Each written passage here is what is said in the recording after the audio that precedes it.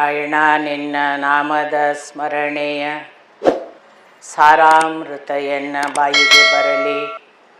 ಬಾರಂಗ ಕನಸಿನೊಳಗಲಿ ನನಸಿನೊಳಗಲಿ, ಮನಸ್ಸು ಕೆಟ್ಟಿರಲಿ ಮುನಿದಿರಲಿ.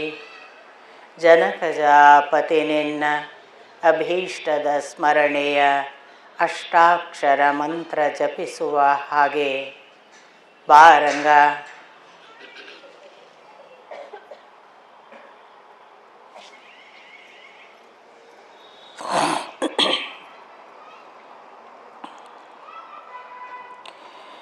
ನಾರಾಯಣಂ ನಮಸ್ಕೃತ್ಯ ನರಂ ಚೈವ ನರೋತ್ತಮಂ ದೇವೀಂ ಸರಸ್ವತೀಂ ವ್ಯಾಸಂ ತತೋ ಜಯಮುದೀರಯೇತ್.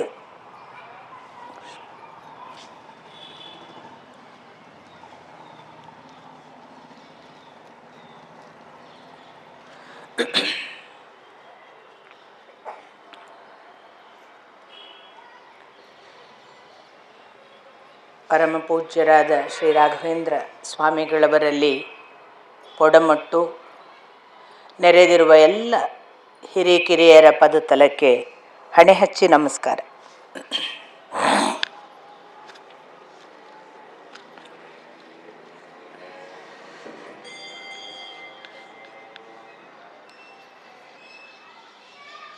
ನಿನ್ನೆ ದಿನ ನಾವು ಶ್ರೀಕೃಷ್ಣ ತನ್ನ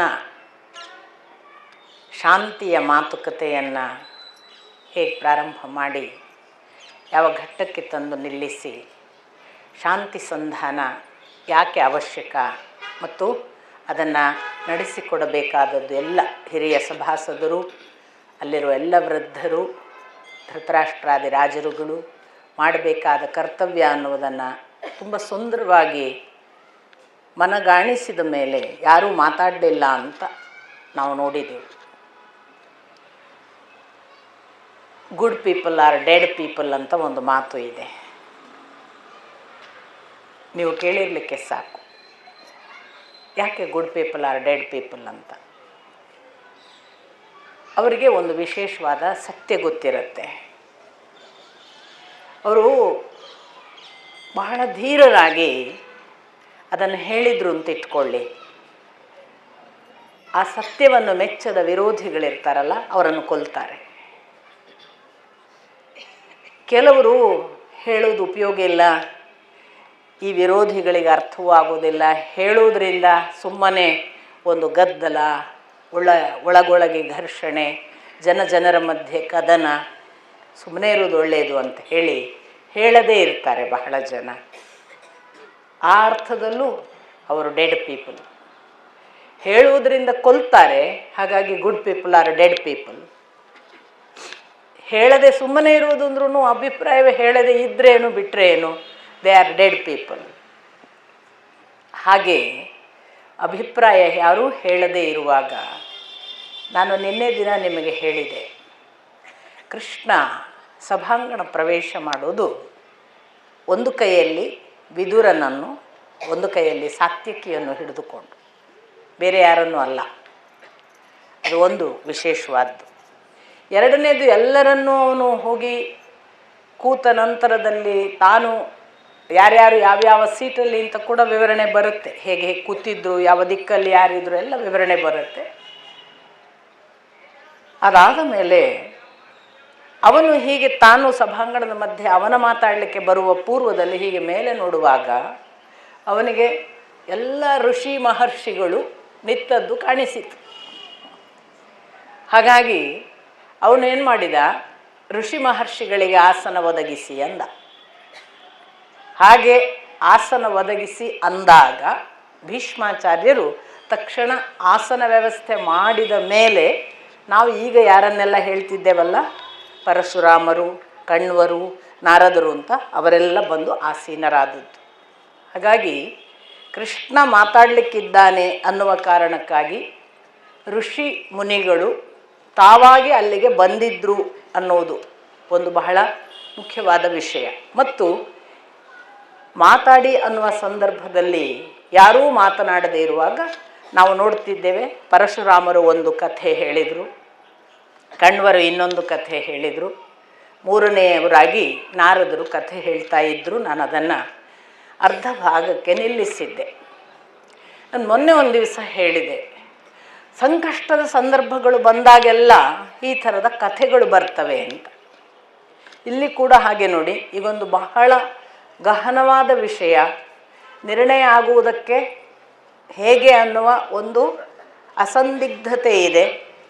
ಹೇಗೆ ಇದನ್ನು ಪಾರು ಮಾಡುವುದು ಅಂತ ಪರಸ್ಪರ ಒಬ್ಬರಿಗೊಬ್ಬರಿಗೆ ಅರ್ಥವಾಗದ ಅಥವಾ ಭಯ ಇರುವ, ದುರ್ಯೋಧನ ಏನಂತಾನೋ ಅನ್ನುವ ಋಣದ ಬಾಧೆ ಇರುವ ಎಲ್ಲ ಸಂಕಷ್ಟಗಳ ಸಂದರ್ಭ. ಆ ಹೊತ್ತಿನಲ್ಲಿ ಪರಶುರಾಮರು ಕಥೆ ಹೇಳ್ತಾರೆ. ಅದೇ ಹೊತ್ತಿನಲ್ಲಿ ನೀವು ನೋಡಿದ್ರಿ ಕಣ್ವರು ಕಥೆ ಹೇಳ್ತಾರೆ. ಈಗ ನಾನು ಹೇಳ್ತಾ ಇರುವ ನಾರದರು ಕೂಡ ಕಥೆ ಹೇಳ್ತಾರೆ. ಋಷಿ ಮುನಿಗಳು ಬಂದು ಉಪದೇಶ ಮಾಡುವ ಭಾಗ ಕಡಿಮೆ,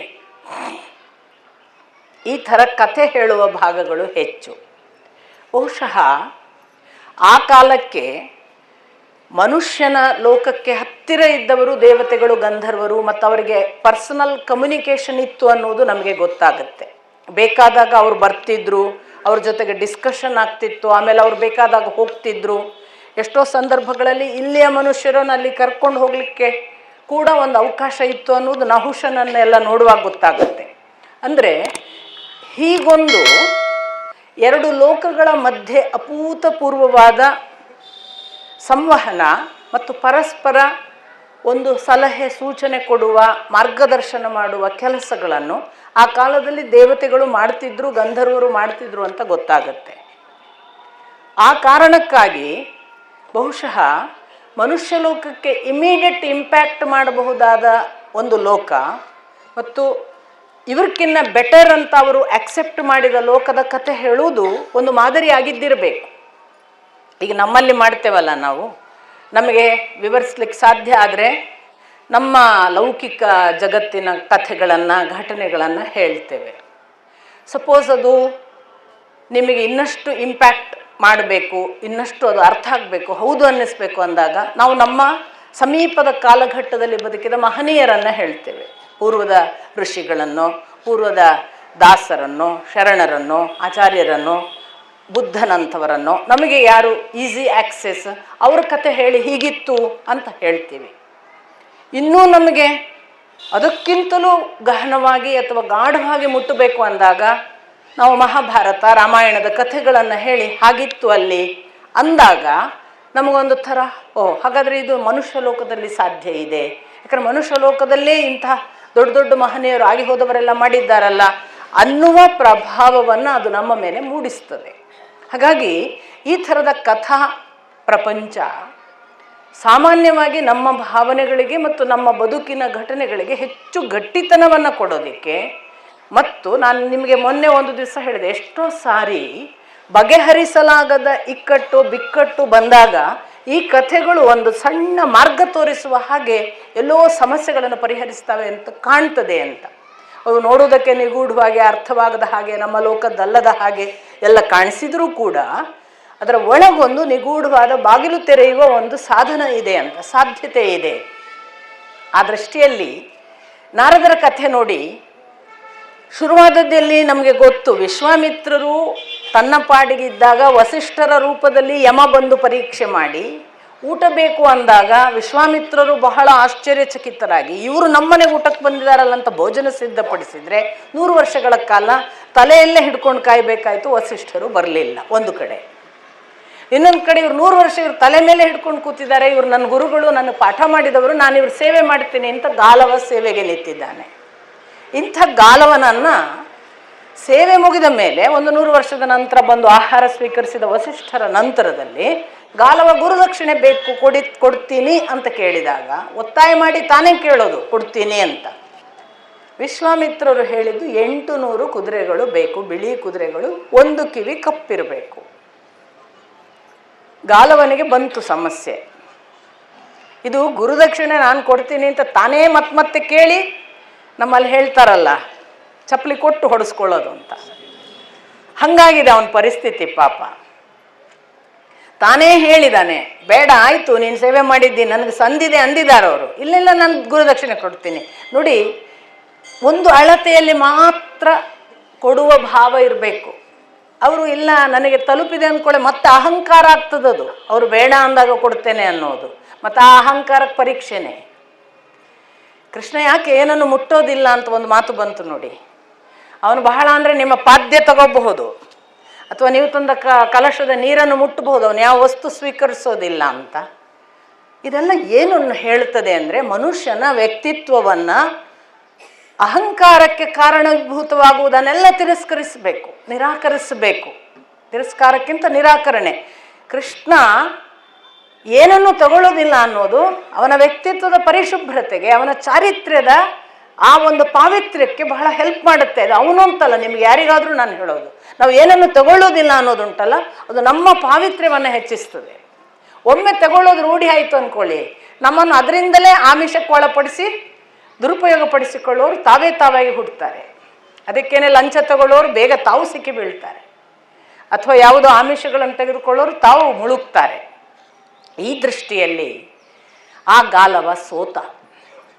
ಅವನು ಅಂಥ ಹಠಕ್ಕೆ ಬಿದ್ದದ್ರಿಂದ ಪಡಬಾರದ ಪಾಡು ಪಡುವಾಗಲೂ ಕೂಡ ಒಳಗೊಂದು ಇತ್ತಲ್ಲ, ಮಾಡಿದ ಕೈಂಕರ್ಯ ಸಾಮಾನ್ಯ ಮಾಡಿಲ್ಲ. 100 ವರ್ಷ ಸೇವೆ ಮಾಡಿದ್ದಾನೆ. ಸೇವೆಯ ಫಲವಾಗಿ ಒಳಿತುಗಳು ಇವೆ, ಅದರ ಅನುಗ್ರಹವೂ ಇದೆ. ಅದಕ್ಕನುಗುಣವಾಗಿ ಅವನ ಆ ದುಃಖಕ್ಕೆ ಗರುಡ ಬಂದ. ನಾನು ನಿಮಗೆ ಹೇಳಿದೆ, ಅದೆಲ್ಲ ಸುದೀರ್ಘವಾಗಿದೆ. ನಾನು ಬಹಳ ನಿಮ್ಮನ್ನು ಇಷ್ಟು ಚುಟುಕಾಗಿ ಕರ್ಕೊಂಡು ಹೋಗಿದ್ದು. ಅವನು ಕರ್ಕೊಂಡು ಹೋದ ಪರ್ವತಕ್ಕೆ, ಋಷಿಶೃಂಗ ಪರ್ವತಕ್ಕೆ ಅಂತ. ಅದು ಶೃಂಗ ಪರ್ವತಕ್ಕೆ ಕರ್ಕೊಂಡು ಹೋದ ಅನ್ನೋದು ಅದರ ಪೂರ್ವದಲ್ಲಿ ಪೂರ್ವ ದಿಕ್ಕು ಹೇಗಿತ್ತು ಅನ್ನುವ ವರ್ಣನೆ, ಪಶ್ಚಿಮ ಹೇಗಿತ್ತು ಅಥವಾ ದಕ್ಷಿಣ ಹೇಗಿತ್ತು, ಉತ್ತರ ಹೇಗಿತ್ತು ಅನ್ನುವ ವಿವರಣೆಯೇ ನಿಮ್ಗೊಂದು 10-40 ಪುಟ ಆಗತ್ತೆ. ಅದೆಲ್ಲ ಮಾಡಿ ಗರುಡ ಬಂದದ್ದು ಶೃಂಗ ಪರ್ವತದ ಮೇಲೆ. ಸ್ವಲ್ಪ ಇಲ್ಲಿ ವಿಶ್ರಾಂತಿ ಮಾಡಿ ಮುಂದೆ ಹೋಗೋಣ ಅಂತ ಹೇಳಿ ಗರುಡ ಗಾಲವರು ಸಮಾಲೋಚನೆಗೆ ತೊಡಗಿದ್ರು, ಏನು ಮಾಡೋದು ಅಂತ. ಆಗ ಅಲ್ಲೊಂದು ಸಣ್ಣ ಘಟನೆ ಬರುತ್ತೆ. ಒಬ್ಬಳು ಬ್ರಹ್ಮವಾದಿ ತಪಸ್ವಿನಿ ಕಾಣಿಸ್ತಾಳೆ. ಆ ಬ್ರಹ್ಮವಾದಿ ತಪಸ್ವಿನಿಯನ್ನು ನೋಡಿ ಗರುಡ ಮನಸ್ಸಿನಲ್ಲೇ ಅಂದುಕೊಳ್ತಾನೆ, ಇವಳನ್ನು ನಾನು ವಿಷ್ಣು ಲೋಕಕ್ಕೋ ಬ್ರಹ್ಮಲೋಕಕ್ಕೋ ಮಹೇಶ್ವರ ಲೋಕಕ್ಕೋ ಹೊತ್ಕೊಂಡು ಹೋಗ್ಬೇಕು ಅಂತ. ಇವಳು ಇಲ್ಲಿರೋದಲ್ಲ, ಇವಳನ್ನು ನಾನು ವಿಷ್ಣು ಲೋಕಕ್ಕೋ ಬ್ರಹ್ಮಲೋಕಕ್ಕೋ ಮಹೇಶ್ವರ ಲೋಕಕ್ಕೋ ಹೊತ್ಕೊಂಡು ಹೋಗ್ಬೇಕು ಅನ್ನುವಾಗ ಆ ಯೋಚನೆ ಬಂದ ಕೆಲ ಕ್ಷಣದಲ್ಲಿ ಅವನ ಗರಿ ಉದುರಿತು. ಯಾಕೆ ಗರುಡ ಹಾಗೆ ಭಾವಿಸಿದ್ದಕ್ಕೆ ಗರುಡನ ಗರಿ ಉದುರಿತು? ತಕ್ಷಣ ಗರುಡ ಎಚ್ಚರ ಆದನಂತೆ. ಓ, ನಾನು ಯಾವುದೋ ಯೋಚಿಸಬಾರದನ್ನು ಯೋಚಿಸಿದ್ದೇನೆ ಅಂತ ಇಷ್ಟೇ ಹೇಳಿಬಿಡ್ತಾರೆ. ಅದು ಯೋಚಿಸಬಾರದ ಯೋಚನೆ ಯಾವುದು ಅಂದರೆ, ತಪಸ್ವಿನಿ ಅವಳು. ಹೋಗಬೇಕಾದ್ರೆ ಅವಳೇ ಹೋಗುವಷ್ಟು ಸಾಮರ್ಥ್ಯ ಅವಳಲ್ಲಿದೆ. ತಪಸ್ವಿನಿಯನ್ನು ಮುಟ್ಟುವ ಕೆಲಸವನ್ನು ಯಾವ ಪರಪುರುಷನೂ ಮಾಡಬಾರದು. ಗರುಡ ಹೊತ್ಕೊಂಡು ಹೋಗ್ತೇನೆ ಅಂತ ಯೋಚನೆ ಮಾಡಿದ ನೋಡಿ, ಅದು ಅಪರಾಧವಾಯಿತು ಅಂತ ಬರೀತಾರೆ. ಮಾನಸಿಕವಾಗಿ ಅಂಥ ಪ್ಯೂರಿಟಿಯ ಕಡೆಗೆ ಒಂದೊಂದು ದಿಕ್ದೇಶೆ ಅಂತ ಅವರು ನಮ್ಮನ್ನು ಒಂದು ಕಡೆಯಲ್ಲಿ ಅವ್ರು ಹೇಳುವಾಗ ನಮ್ಮನ್ನು ಎಲ್ಲಿ ಕಡೆಗೆ ನಿರ್ದೇಶಿಸ್ತಾರೆ ಕೂಡ ಬಹಳ ಮುಖ್ಯ. ಅದು ಒಂದು ಭಾಗ. ಅದರ ಜೊತೆಗೆ ಅವರೊಂದು ತೀರ್ಮಾನ ಮಾಡ್ತಾರೆ. ಇಲ್ಲಿ ಯಯಾತಿ ರಾಜ ಇದ್ದಾನೆ, ಯಯಾತಿ ರಾಜ ಏನಾದರೂ ನಿನಗೆ ಶ್ರೀಮಂತನಿದ್ದಾನೆ, ಅವನ ಐಶ್ವರ್ಯ ಕೊಡ್ಬೋದು, ಅವನ ಹತ್ರ ಹೋಗೋಣ ಅಂತ ಗರುಡ ಯಯಾತಿ ಹತ್ರ ಕರ್ಕೊಂಬರ್ತಾನೆ ಗಾಲವನನ್ನು. ಯಯಾತಿ ಆಗ ಹೇಳ್ತಾನೆ, ನೀವು ನನ್ನನ್ನು ನಂಬಿ ಬಂದಿದ್ದೀರಿ, ಆದರೆ ನಾನು ಈಗ ಮೊದಲಿನಷ್ಟು ಶ್ರೀಮಂತನಿಲ್ಲ. ನನ್ನ ಬಳಿಯಲ್ಲಿ ನಿಮಗೆ ಕೊಡುವಷ್ಟು ಆ ಕುದುರೆಗಳನ್ನು ಖರೀದಿ ಮಾಡುವುದಕ್ಕೆ ಬೇಕಾಗುವುದಕ್ಕೆ ಸಂಪತ್ತು ಕೊಡುವಷ್ಟು ಎಲ್ಲ ಇಲ್ಲ. ಆದರೆ ನೀವು ಬಂದವರನ್ನು ನಾನು ಬರಿಗೆಯಲ್ಲಿ ಕಳಿಸೋದಿಲ್ಲ. ನಾನು ನನ್ನ ಮಗಳನ್ನು ನಿಮಗೆ ಕೊಡ್ತೇನೆ, ಅವಳನ್ನು ಒತ್ತೆ ಇಟ್ಟು ನೀವೇನನ್ನಾದರೂ ಪಡೀತಿದ್ರೆ ಪಡಿಬಹುದು ಅಂತ ಹೇಳಿ ತನ್ನ ಮಗಳು ಮಾಧವಿಯನ್ನು ಗಾಲವನಿಗೆ ಸಮರ್ಪಿಸ್ತಾನೆ. ಈ ಗಾಲವ ಆ ಮಾಧವಿಯನ್ನು ಕರ್ಕೊಂಡು, ಗರುಡ ಹೇಳ್ತಾನೆ ನೀನು ಇವಳನ್ನು ಕರ್ಕೊಂಡು ನಿನ್ನ ಕೆಲಸ ಮುಂದುವರಿಸು, ನಾನು ಹೊರಡುತ್ತೇನೆ ಅಂತ. ಹಾಗೆ ಗಾಲವ ಆ ಮಾಧವಿಯನ್ನು ಕರ್ಕೊಂಡು ಹರಿಯಶ್ವ ಅನ್ನುವ ರಾಜನ ಹತ್ರ ಹೋಗ್ತಾನೆ. ನಾನು ಈ ಮಾಧವಿಯನ್ನು ನಿನಗೆ ಅರ್ಪಿಸ್ತೇನೆ, ನನಗೆ ಇಂಥ ಕುದುರೆ ಬೇಕು, ಅದು 800 ಸಂಖ್ಯೆಯಲ್ಲಿ. ಅವನು ಹೇಳ್ತಾನೆ ನನ್ನ ಹತ್ರ 200 ಕುದುರೆ ಇದ್ದಾವೆ ಅಂಥವುಗಳು, ನಾನು 200 ಕುದುರೆಗಳನ್ನು ಕೊಡ್ತೇನೆ, ಇವಳನ್ನು ಕರ್ಕೊಳ್ತೇನೆ. ಅವನಿಗೆ ಹೀಗೆ ನೋಡುವಾಗಲೇ ಗೊತ್ತಾಗುತ್ತೆ ಇವಳು ಮಹಾಸಾಧ್ವಿ ತಪಸ್ವಿನಿ, ಇವಳಲ್ಲಿ ಬಹಳ ಸಾತ್ವಿಕತೆ ಇದೆ, ಇವಳಿಂದ ನಾನು ಬಹಳ ಒಳ್ಳೆಯ ಪುತ್ರನನ್ನು ಪಡಿಬಹುದು ಇತ್ಯಾದಿ. ಅದು ಗಮನಿಸಿಯೇ ಹರಿಯಶ್ವ ತಗೋತಾನೆ. ಹಾಗೆ ಹುಟ್ಟಿದವ ಪ್ರತರ್ಧನ. ಹಾಗೆ 200 ಕುದುರೆ. ಗಾಲವನಿಗೆ ಸಮಸ್ಯೆ ಆಗುತ್ತೆ. ಇವ್ರಿಗೆ ತಗೊಂಡು ಮಾಧವಿಯನ್ನು ತಗೊಂಡು ಮಗನ್ ಮಾಡಿಕೊಂಡ್ರೆ ಮುಂದೆ ನಾನು ಹೇಗೆ, ಇವನು 200 ಕುದುರೆ ಕೊಡೋದು. ಮಾಧವಿ ಹೇಳ್ತಾಳೆ, ನನಗೊಂದು ಅನುಗ್ರಹ ಇದೆ, ಒಬ್ಬ ಬ್ರಹ್ಮವಾದಿ ನನಗೆ ಅನುಗ್ರಹ ಮಾಡಿದ್ದಾನೆ, ನೀನು ಏನು ಕನ್ಯತ್ವ ಕಳ್ಕೊಳ್ಳೋದಿಲ್ಲ ಅಂತ. ಹಾಗಾಗಿ ನಾನು ಅವನಿಗೆ ಮಗನನ್ನು ಹೆತ್ತು ಮತ್ತೆ ನಿನ್ನ ಜೊತೆಗೆ ಬರ್ತೇನೆ, ನೀನು ಮತ್ತೆ ಇನ್ನೊಬ್ಬರ ಮುಂದೆ ನನ್ನನ್ನು ಒತ್ತೆ ಇಡು, ನಾನು ಅಲ್ಲಿ ಮತ್ತೆ ನಿನಗೆ ಕುದುರೆಯನ್ನು ಸಂಪಾದಿಸಿ ಕೊಡ್ತೇನೆ.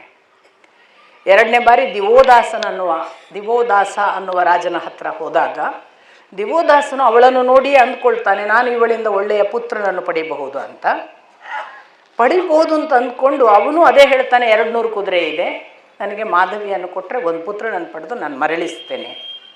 ಮತ್ತೆ 200 ಪಡಿತಾನೆ. ದಿವೋದಾಸನಿಗೆ ವಸುಮನಸ ಅನ್ನುವ ಪುತ್ರ ಹುಡ್ತಾನೆ. 3ನೇದು ಅವರು ಉಶೀನರನ ಹತ್ರ ಹೋಗ್ತಾರೆ. ಉಶೀನರ ಹೇಳ್ತಾನೆ, ನನ್ನ ಹತ್ರ 200 ಕುದುರೆ ಇದೆ, ನಾನೊಂದು ಪುತ್ರನನ್ನು ಪಡೆದು ನಿನಗೆ ಮಾಧವಿಯನ್ನು ಮರಳಿಸ್ತೇನೆ. ಮತ್ತೆ 600 ಕುದುರೆಗಳಾದವು. ಅಲ್ಲಿ ಉಶೀನರನಿಗೆ ಶಿಬಿ ಅನ್ನುವ ಮಗ ಹುಡ್ತಾನೆ. ಈ 600 ಕುದುರೆಗಳಾದವು. ಇನ್ನೆಲ್ಲಿ 200 ಕುದುರೆ ಹುಡುಕಬೇಕು ಅನ್ಕೋತ ಇರುವಾಗ ಗರುಡ ಬರ್ತಾನೆ. ಭೂಮಿ ಮೇಲೆ ಇಂಥ ಕುದುರೆಗಳು 600 ಇರೋದು, ಇನ್ನು ಕುದುರೆಗಳಿಲ್ಲ, ನೀನು ವಿಶ್ವಾಮಿತ್ರನ ಹತ್ರವೇ ಹೋಗು ಅಂತ. ಯಾಕೆ ಅಂತ ಅದಕ್ಕೆ ಒಂದು ವಿವರಣೆ ಕೊಡ್ತಾನೆ. ಹಿಂದೆ ಗಾಧಿಯ ಜೊತೆಗೆ ನಿಮಗೆ ನೆನಪಿರಬಹುದು, ರುಚಿಕ ಗಾಧಿ ಹತ್ರ ನಿನ್ನ ಮಗಳು ಸತ್ಯವತಿಯನ್ನು ನನಗೆ ಮದುವೆ ಮಾಡಿಸಿಕೊಡು ಅಂತ ಕೇಳ್ಕೊಳ್ತಾನೆ. ಹಾಗೆ ರುಚಿಕ ಕೇಳಿದ್ದಕ್ಕೆ ಈ ಗಾಧಿಗೆ ಅವನು ಕ್ಷತ್ರಿಯ, ರುಚಿಕ ಬ್ರಾಹ್ಮಣ. ನಮ್ಮ ಕ್ಷತ್ರಿಯ ಮಗಳನ್ನು ತಗೊಂಡು ಹೋಗಿ ಬ್ರಾಹ್ಮಣನಿಗೆ ಯಾಕೆ ಕೊಡೋದು ಅಂತ ಅವನು ತಪ್ಪಿಸಲಿಕ್ಕೆ ನನಗೊಂದು 1000 ಕುದುರೆ ತಂದು ಕೊಡಬೇಕು ಕನ್ಯಾಶುಲ್ಕವಾಗಿ, ಅದರ ಕಿವಿ ಕಪ್ಪಿರಬೇಕು ಅಂತ ಒಂದು ಕಂಡೀಷನ್ ಹಾಕಿದ್ದ. ಅವನ ಯೋಚನೆ ಏನು, ಇಷ್ಟು ಕುದುರೆ ಅವನಿಗೆ ಸಿಗಲ್ಲ, ಹೀಗಾಗಿ ನನ್ನ ಮಗಳನ್ನೇನು ಮದುವೆ ಮಾಡಿಕೊಡೋದು ಬರಲ್ಲ ಅಂತ. ಅವಾಗ ರುಚಿಕ ಏನು ಮಾಡಿದ್ದ, ವರುಣನ ಹತ್ರ ಅಷ್ಟು ಕುದುರೆಗಳಿದ್ದು ಅಂತ ಅವನಿಗೆ ಗೊತ್ತಿತ್ತು, ಅವನು ತಪಸ್ವಿ ಇದ್ದದ್ರಿಂದ ಅವನು ವರುಣನ ಹತ್ರ ಹೋಗಿ ಅಷ್ಟು 1000 ಕುದುರೆಗಳು ಬಿಳಿ ಇರುವಂಥವು ಕಿವಿ ಕಪ್ಪಿರುವಂಥವುಗಳನ್ನು ತಂದು ಕೊಟ್ಟ ಅಂತ ನಿಮಗೆ ಒಂದು ಕಥಾಭಾಗ ಗೊತ್ತಿರಬಹುದು. ಹೀಗೆ ಆ 1000 ಕುದುರೆಗಳನ್ನು ತಂದು ಕೊಟ್ಟ ಬಳಿಕ ರುಚಿಕ ಮದುವೆ ಆದದ್ದು ಒಂದು ಘಟನೆ. ಆದರೆ ಆ 1000 ಕುದುರೆಗಳು ಗಾದಿಯ ಹತ್ರ ಇದ್ದದ್ದನ್ನೇ ಗಾದಿ ಇವರಿಗೆ ದಾನ ಮಾಡಿರ್ತಾನೆ, ಹರಿಯಶ್ವನಿಗೆ, ದಿವೋದಾಸನಿಗೆ, ಉಶೀನರನಿಗೆ. ಹೀಗಾಗಿ ಅಲ್ಲಿ 200 600. ಗರುಡ ಹೇಳ್ತಾನೆ, ಇನ್ನು 400 ಅವನು ವಿತಸ್ತ ನದಿಯಲ್ಲಿ ಬಿಟ್ಟು ಬಿಟ್ಟಿದ್ದ ಅಂತ. ಹಾಗಾಗಿ ಅವು ಎಲ್ಲಿದ್ದಾವೆ ಗೊತ್ತಿಲ್ಲ, ಉಳಿದಿರೋದು ಈಗ 600. ಇನ್ನು 200 ಕೇಳಿದ್ದಾನೆ, ನಿನ್ನ ಗುರು 800 ಕೇಳಿದ್ದಾನೆ, ನೀನು ಇನ್ನು 200 ತರುವುದು ಕಷ್ಟ, ನೀನು ವಿಶ್ವಾಮಿತ್ರನ ಹತ್ರವೇ ಹೋಗು ಅಂತ. ಹೀಗೆ ಗಾಲವ ಮಾಧವಿಯನ್ನು ಕರ್ಕೊಂಡು ವಿಶ್ವಾಮಿತ್ರನ ಹತ್ರ ಹೋಗ್ತಾನೆ. ಮತ್ತು ವಿಶ್ವಾಮಿತ್ರನ ಮುಂದೆ ನನ್ನ ಹತ್ರ 600 ಕುದುರೆಗಳಿವೆ, ಇನ್ನು 200 ಕುದುರೆಗಳಿಲ್ಲ, ಮತ್ತು ನನ್ನ ಬಳಿ ಇಂಥ ಒಬ್ಬ ಅದ್ಭುತ ತಪಸ್ವಿನಿ ಕನ್ಯೆ ಇದ್ದಾಳೆ, ಆಗ್ಬೋದು. ಹಾಗಾದರೆ ನನಗೆ 200 ಕುದುರೆಯ ಬದಲು ಮಾಧವಿಯನ್ನು ಒತ್ತೆ ಇಡು, ನಾನು ಅವಳಿಂದ ಒಂದು ಮಗನನ್ನು ಪಡಿತೇನೆ, 800 ಕುದುರೆ ಬಂದಂಗಾಯಿತು ಅಂತ ವಿಶ್ವಾಮಿತ್ರ ಮಾಧವಿಯನ್ನು ಸೇರಿ ಹುಟ್ಟಿದವನೇ ಅಷ್ಟಕ. ಈ 4 ಜನರೇ ಯಯಾತಿ ಸ್ವರ್ಗದಿಂದ ಪತನಾದ ಕಥೆಯನ್ನು ನಾನು ನಿಮಗೆ ಹೇಳಿದ್ದೆ. ಅವರೆಲ್ಲ ನಮ್ಮದು ಕಾಲು ಭಾಗ ತಗೋ, ನಮ್ಮದು ಕಾಲು ಭಾಗ ತಗೋ, ಹೋಗು ಅಂದಿದ್ರಲ್ಲ, ಆ ಕಥೆಯನ್ನೆಲ್ಲ ನಾರದರು ಇಲ್ಲಿ ಹೇಳ್ತಾರೆ ಪುನಃ. ಸೊ ಇಷ್ಟು ಮಾಡಿದ ಮೇಲೆ ವಿಶ್ವಾಮಿತ್ರನಿಗೆ ಅಷ್ಟಕ ಅನ್ನುವ ಪುತ್ರ ಹುಟ್ಟಿ, ಇತ್ತ ಉಳಿದ 3 ಪ್ರತರ್ಧನ, ವಸುಮನಸ, ಶಿಬಿ ಹುಟ್ಟಿ, ಅತ್ತ ಯಯಾತಿ ಸತ್ತು, ಅವನು ಸಾಯುವ ಮೊದಲು ಈ ಗಾಲವ ತಗೊಂಡು ಮತ್ತೆ ಮಾಧವಿಯನ್ನು ಅವಳಿಗೆ ಕೊಟ್ಟು, ಆ ಮಾಧವಿಗೆ ಸ್ವಯಂವರವನ್ನು ಘೋಷಿಸಿ ಯಯಾತಿ, ಅವಳು ಸ್ವಯಂವರದಲ್ಲಿ ಬೇರೆ ಯಾರನ್ನು ಆರಿಸದೆ ಹೋಗಿ ವನಾಧಿಪತಿ ಅಥವಾ ವನರಾಜನಿಗೆ ಕೊರಳಿಗೆ ಹಾರ ಹಾಕಿ ಅವಳು ಕಾಡಿನಲ್ಲಿ ತಪಸ್ಸು ಮಾಡಿದ್ಲು. ಅವಳ ತಪಸ್ಸಿನಿಂದ ಅವಳು ಯಾವ ಉನ್ನತ ಹಂತವನ್ನು ಮುಟ್ಟಬೇಕಿತ್ತೋ ಆ ಹಂತವನ್ನು ಮುಟ್ಟಿದ್ಲು. ಅದರ ಫಲವಾಗಿ ಯಯಾತಿಗೂ ಕೂಡ ಅವಳ ಪುಣ್ಯದ ಫಲ, ಮಗಳ ಪುಣ್ಯದ ಫಲ, ಮಗಳಿಂದ ಹುಟ್ಟಿದ ಮಕ್ಕಳ ಪುಣ್ಯದ ಫಲವಾಗಿ ಅವನಿಗೂ ಕೂಡ ಯಶಸ್ಸು ಕೀರ್ತಿ ಲಭಿಸಿ ಅವನು ಶ್ರೇಯಸ್ಕರನಾದ ಒಂದು ಸ್ವರ್ಗ ಸಮೀಪಿಸುವವರೆಗಿನ ಬದುಕನ್ನು ಕಂಡ ಅನ್ನೋದು ಯಯಾತಿಯ ಬದುಕು. ಅಂಥ ಯಯಾತಿ ಒಂದು ದಿನ, ನಿಮಗೆ ಗೊತ್ತು, ಇಂದ್ರನ ಜೊತೆಗಿನ ಸಂಭಾಷಣೆಯಲ್ಲಿ ಬಹಳ ಲಘುವಾಗಿ ಉಳಿದವರ ತಪಸ್ಸಿನ ಬಗ್ಗೆ ಮಾತನಾಡಿದ್ದು. ಒಂದೇ ತಪ್ಪು ಅವನು ಮಾಡಿದ್ದು. ಅದು ಲಘು ಅಂದರೆ ಹಾಗಲ್ಲ, ನಿನ್ನ ತಪಸ್ಸಿಗೆ ಸರಿಸಮಾನರಾದ ತಪಸ್ವಿಗಳನ್ನು ನೀನು ಈ ಲೋಕದಲ್ಲಿ ನೋಡ್ತಿದ್ದೀಯಾ, ಯಾರಾದರೂ ಇದ್ದಾರಾ ಅಂತ ಕೇಳಿದ್ದು ಇಂದ್ರ. ಆಗ ಯಯಾತಿ ಹೇಳಿದ, ನನ್ನ ತಪಸ್ಸಿಗೆ ಸರಿಸಮಾನರು ಇಲ್ಲಿ ಹೇಗಿರ್ಲಿಕ್ಕೆ ಸಾಧ್ಯ, ನಾನೇ ಅಂತ ಅಂದದ್ದೊಂದೇ ಕಾರಣಕ್ಕೆ ಅವನ ಇಡೀ ಆ ಸ್ವರ್ಗಲೋಕದ ಬದುಕಿನಿಂದ ಚ್ಯುತನಾಗಿ ಅವನು ಭೂಲೋಕಕ್ಕೆ ಬೀಳುವ ಹಾಗಾಗ್ತದೆ. ಕ್ಷಮಿಸು, ನಾನು ಮಾಡಿದ್ದು ಅಪರಾಧವಾಯಿತು, ಆದರೆ ನಾನು ಬೀಳುವಾಗ ಸತ್ಸಂಗದಲ್ಲಿ ಬೀಳುವ ಹಾಗೆ ಮಾಡು ಅಂತ ಅವನು ಕೇಳಿಕೊಂಡಿದ್ದ. ಹಾಗೆ ಮತ್ತೆ ಪ್ರತರ್ಧನ, ವಸುಮನಸ, ಅಷ್ಟಕ ಇವರು ಹೇಗೆ ಶಿಬಿ ಎಲ್ಲ ಸೇರಿ ಅವನನ್ನು ಮತ್ತೆ ಆ ಸ್ವರ್ಗಕ್ಕೆ ಕಳಿಸಿದ್ರು ಅನ್ನುವ ಕಥೆಯನ್ನು ನಾರದರು ಇಡೀ ಸಭೆಯಲ್ಲಿ ಪುನರಾವರ್ತನೆ ಮಾಡಿ, ಒಬ್ಬ ಯಾವ ಒಂದು ಅಹಂಕಾರದ ಕಾರಣವಾಗಿ ಮಹಾ ದುರಭಿಮಾನದ ಹಠಕ್ಕೆ ಒಳಗಾದರೆ ಆ ಅಭಿಮಾನ ಹೇಗೆ ಅವನ ಸ್ವರ್ಗಚ್ಯುತಿಗೂ ಕಾರಣವಾಗ್ತದೆ ಅನ್ನುವುದನ್ನು ನೆನಪಿಟ್ಟುಕೋ. ಎಂಥ ತಪಸ್ವಿ ಯಯಾತಿ, ಒಂದು ಮಾತಿನಿಂದ ಯಾವ ಕೆಟ್ಟ ಹಂತ ತಲುಪಿದ. ನೀನು ದಯವಿಟ್ಟು ನಿನ್ನ ದುರಭಿಮಾನವನ್ನು ಬಿಡುವಂತ ಕೇಳಿಕೊಳ್ತಾರೆ. ದುರ್ಯೋಧನನಲ್ಲಿ ಯಾವ ಸ್ಪಂದನಗಳಾಗಲಿ, ಹೌದು ಅನ್ನುವ ಭಾವಗಳಾಗಲಿ, ಮುಖಚಹರೆಯಿಂದ ಮಾತಿನಿಂದ ಯಾವುದೇ ವ್ಯತ್ಯಾಸಗಳಾಗಲಿ ಕಾಣೋದಿಲ್ಲ. ಧೃತರಾಷ್ಟ್ರ ಎಲ್ಲರನ್ನು ನೋಡ್ತಾನೆ. ಋಷಿಗಳು ಮಾತಾಡಿದರು, ರಾಜರುಗಳು ಯಾರೂ ಮಾತಾಡ್ತಿಲ್ಲ.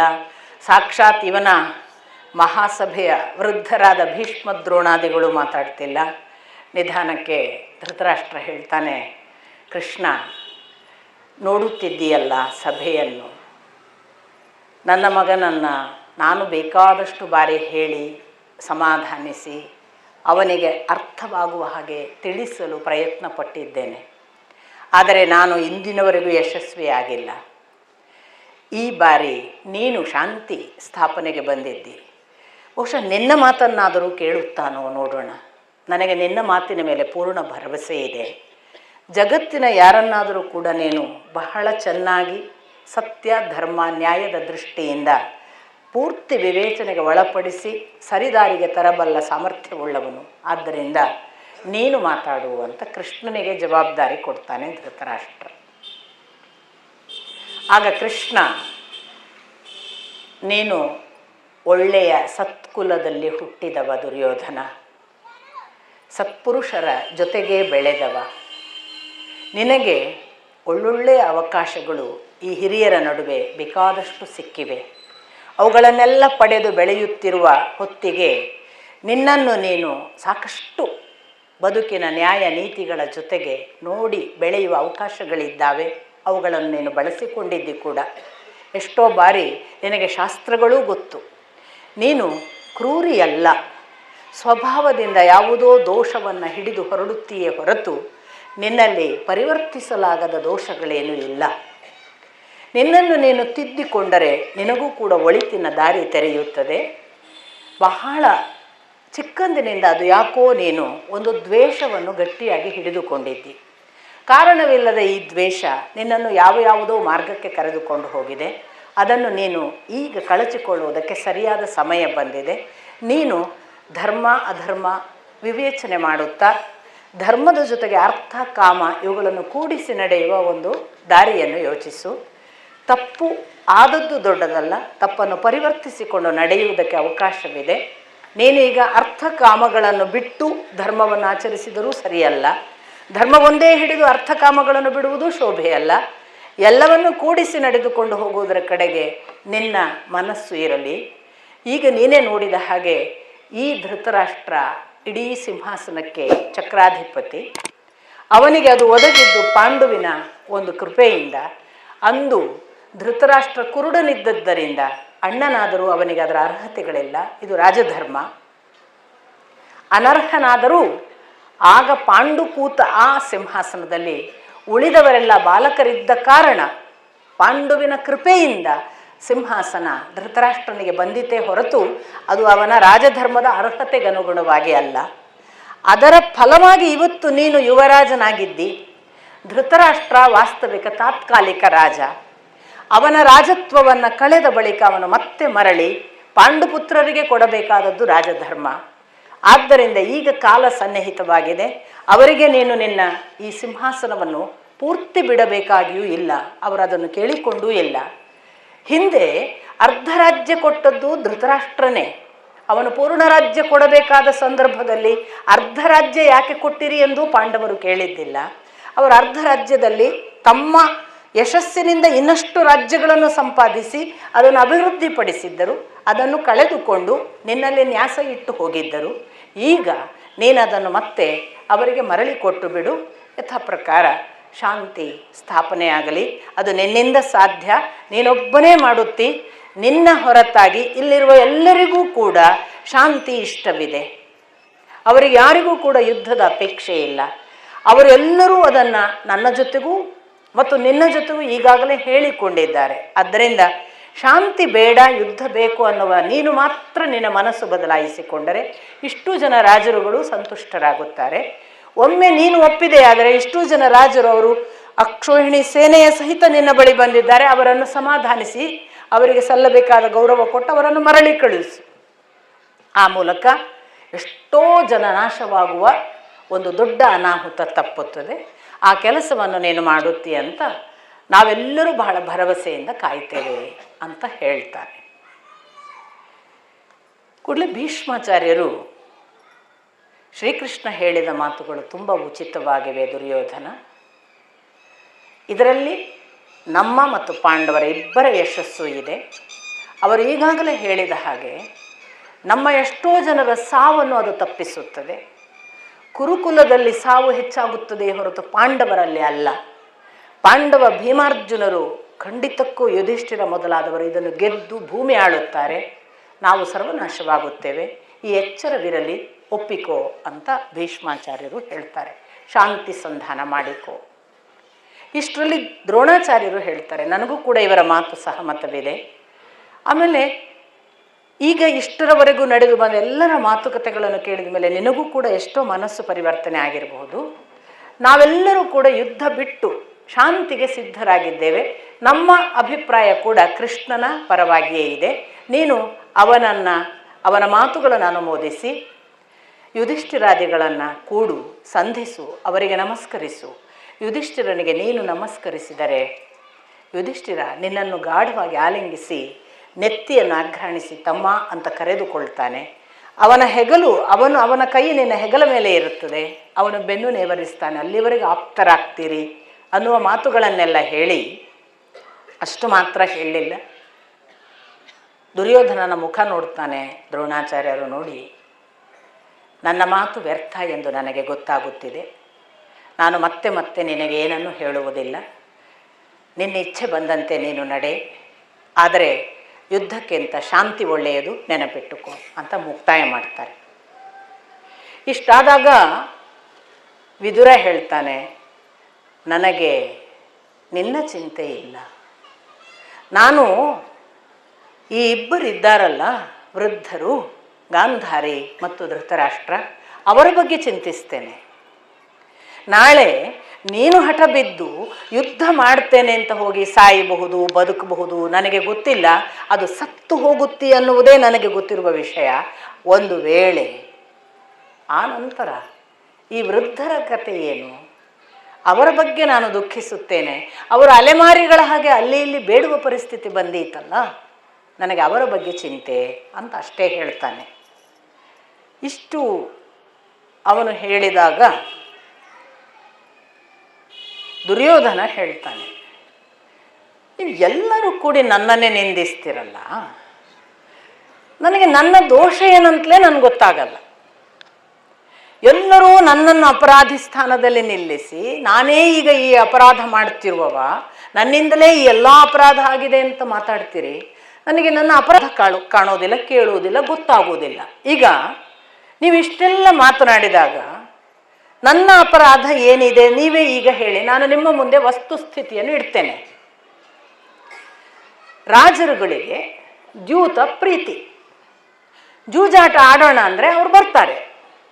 ನಾನು ರಾಜರ ಪ್ರೀತಿಯ ಕೆಲಸವನ್ನು ಮಾಡಿ ದ್ಯೂತಕ್ಕೆ ಬಾ ಅಂತ ಕರೆದಿದ್ದೇನೆ, ಬಂದಿದ್ದಾನೆ, ಆಡಿದ್ದಾನೆ. ಇದರಲ್ಲಿ ನನ್ನ ಅಪರಾಧ ಏನಿದೆ? ಬಂದ ನಂತರದಲ್ಲಿ ಅವನು ಏನನ್ನು ಪಣಕ್ಕಿಟ್ಟಿದ್ದಾನೋ ಅದನ್ನು ಸೋತಿದ್ದಾನೆ. ಅದು ಭೂಮಿ ಇಟ್ಟ, ಅಣ್ಣ ತಮ್ಮಂದ್ರು ಎಲ್ಲರೂ ಇಟ್ಟರು, ದ್ರೌಪದಿಯನ್ನಿಟ್ಟ, ಎಲ್ಲ ಕಳ್ಕೊಂಡ್ರು. ಅದರಲ್ಲಿ ನನ್ನ ಅಪರಾಧ ಏನಿದೆ? ಅವನೇ ಪಣಕ್ಕಿಟ್ಟ. ಈ ಪಣದ ನಂತರ ನಾನು ಅಂತ ಹೇಳ್ತಾನೆ ಧೃತರಾಷ್ಟ್ರ ಮಾಡಿದ್ದು ಅದನ್ನು. ನಾನು ಅವರಿಗೆ ಎಲ್ಲವನ್ನು ಮತ್ತೆ ಮರಳಿ ಒಪ್ಪಿಸಿದೆ. ಅವರ ರಾಜ್ಯ, ಅವರ ತಮ್ಮಂದರು, ದ್ರೌಪದಿ ಎಲ್ಲರನ್ನು ಮರಳಿ ಒಪ್ಪಿಸಿದೆ. ಇದರಲ್ಲಿ ನನ್ನ ಅಪರಾಧ ಏನಿದೆ? ನಂತರ ಪುನಃ ಅವರೇ ಪುನೊಮ್ಮೆ ದ್ಯೂತಕ್ಕೆ ಕರೆದ್ರೆ ಬಂದರು, ಆಡಿದ್ರು. ನನ್ನ ತಪ್ಪೇನಿದೆ? ನನ್ನದೇನು ಅಪರಾಧ? ಹಾಗೆ ಬಂದವರಿಗೆ ನಾವು ಮೊದಲೇ ಹೇಳಿತ್ತು, ಇದು ಕರಾರು, ನೀವು ಸೋತರು ನಾವು ಸೋತರು. ಕರಾರು ಏನು? ವನವಾಸ. ಅದು 12 ವರ್ಷ ಅವರಾದರೂ ಮಾಡಬೇಕಿತ್ತು, ನಾವಾದರೂ ಮಾಡಬೇಕಿತ್ತು. 12 + 1 ವರ್ಷ ಅವರು ಸೋತರು, ಅವರು ಮಾಡಿದರು. ಇದರಲ್ಲಿ ನನ್ನ ಅಪರಾಧ ಏನಿದೆ? ಆಯಿತು, ಅಜ್ಞಾತವಾಸ ಮುಗಿಯಿತು. ನಾವು ಯುದ್ಧಕ್ಕೆ ಹೋದದ್ದು ಯಾರ ಜೊತೆಗೆ? ವಿರಾಟನ ಜೊತೆಗೆ. ವಿರಾಟ ಗೋಗ್ರಹಣ ಮಾಡಿ ನಮ್ಮ ಶತ್ರು ಅವನು ಅನ್ನುವ ಕಾರಣಕ್ಕಾಗಿ ನಾವು ವಿರಾಟನ ವಿರುದ್ಧ ಯುದ್ಧಕ್ಕೆ ಹೋಗಿದ್ದೆವು. ನಮ್ಮ ವಿರುದ್ಧ ಬಂದವರು ಯಾರು ಮೊದಲು ಯುದ್ಧಕ್ಕೆ? ನಾವು, ಪಾಂಡವರು. ಶತ್ರುಗಳ ಜೊತೆಗೆ, ನಮ್ಮ ಶತ್ರುಗಳ ಜೊತೆಗೆ ಕೈ ಜೋಡಿಸಿ ನಮ್ಮ ವಿರುದ್ಧ ಯುದ್ಧಕ್ಕಾದವರು ಪಾಂಡವರೇ ಹೊರತು ನಾವಲ್ಲ. ಇದರಲ್ಲಿ ನನ್ನ ಅಪರಾಧ ಏನಿದೆ? ಒಮ್ಮೆ ಶತ್ರುತ್ವವನ್ನು ಅವರು ನಮ್ಮ ಜೊತೆಗೆ ಯುದ್ಧದ ಮೂಲಕ ಸಾರಿದ ಮೇಲೆ ಇನ್ನೆಲ್ಲಿಯ ಮಿತ್ರತ್ವ? ಯಾವ ಕಾರಣಕ್ಕೆ ಮಿತ್ರತ್ವ? ಒಬ್ಬ ಕ್ಷತ್ರಿಯ ಧರ್ಮದ ಪ್ರಕಾರ ಒಬ್ಬ ಹೋರಾಟಕ್ಕೆ ಬಂದರೆ ಹೋರಾಟದಿಂದಲೇ ಪ್ರತ್ಯುತ್ತರ ಕೊಡಬೇಕೋ, ಶರಣಾಗತನಾಗಬೇಕೋ? ಅವರು ಹೋರಾಡಿ ಬಂದವರು, ನಾನೇಕೆ ಶರಣಾಗತನಾಗಬೇಕು? ನೀನು ಪದೇ ಪದೇ ಧರ್ಮ ಧರ್ಮ ಅನ್ನುತ್ತೀಯಲ್ಲ, ಕ್ಷತ್ರಿಯ ಧರ್ಮ ಹೇಳು ನನಗೆ. ನಾನು ಯುದ್ಧ ಮಾಡಿ ಅವರು ಮಾಡಿದ ಕೆಲಸಕ್ಕೆ ಪ್ರತೀಕಾರ ಸೇರಿಸಬೇಕಾದ್ದು, ತೀರಿಸಬೇಕಾದದ್ದು ನನ್ನ ಕರ್ತವ್ಯ ಅಲ್ವೇ? ಈ ಧರ್ಮದ ಬಗ್ಗೆ ಮಾತಾಡು. ಎಲ್ಲಿದೆ ನನ್ನ ಅಪರಾಧ? ನಾನು ರಾಜಧರ್ಮಕ್ಕನುಗುಣವಾಗಿಯೇ ನಡೆದಿದ್ದೇನೆ. ರಾಜಧರ್ಮದಲ್ಲಿ ಏನು ನಡೆದಿದೆಯೋ ಅದೆಲ್ಲವೂ ನಾನು ನಿನ್ನ ಮುಂದೆ ವಸ್ತುಸ್ಥಿತಿ ಇಟ್ಟಿದ್ದೇನೆ. ಸುಮ್ಮನೆ ನನ್ನನ್ನು ಅಪರಾಧಿ ಸ್ಥಾನದಲ್ಲಿ ಕೂಳಿರಿಸಿ ಆ ಭೀಮಾರ್ಜುನರನ್ನು, ಯುಧಿಷ್ಠಿರನನ್ನು ಕೊಂಡಾಡುವುದರಿಂದ ನಿಮಗೆ ಏನು ಸಂತೋಷ ಸಿಗುತ್ತದೋ ನನಗೆ ಗೊತ್ತಿಲ್ಲ. ಅವರೆಲ್ಲರೂ ಧರ್ಮನಿಷ್ಠರು, ನಾನೊಬ್ಬನೇ ಧರ್ಮಬಾಹಿರ. ನಾನು ಈಗ ಅವರ ಜೊತೆಗೆ ಯುದ್ಧ ಮಾಡಬೇಕು ಅಂತ ನಿರ್ಣಯ ಮಾಡುವಾಗ ನಿಮಗೆ ನನ್ನದೊಬ್ಬನದ್ದೇ ಅಪರಾಧ ಕಾಣುವುದರಲ್ಲಿ ನನಗೆ ಯಾವ ರೀತಿಯ ಒಪ್ಪಿಗೆ ಕೂಡ ಇಲ್ಲ. ಆದ್ದರಿಂದ ನಾನು ಅಪರಾಧಿ ಅಲ್ಲ, ಇದು ನನ್ನ ವಸ್ತುಸ್ಥಿತಿ. ನೀವು ಎಲ್ಲರೂ ಉತ್ತರ ಕೊಡಬಹುದು. ಕೃಷ್ಣ ಹೇಳ್ತಾನೆ, ಕಣ್ಣು ಕೆಂಪಾಗಿ ಕಿಡಿಕಿಡಿಯಾಗಿ ಕೋಪದಿಂದ ಉತ್ತರಿಸಬೇಕಾದ ಕೃಷ್ಣ ಕ್ರೋಧವಶನಾಗಬಹುದಾದ ಸಂದರ್ಭದಲ್ಲಿ ಯುಧಿಷ್ಠಿರನನ್ನು ಮತ್ತೆ ನೆನಪಿಸಿಕೊಂಡು ಶಾಂತನಾದ ಅಂತ ಬರೀತಾರೆ.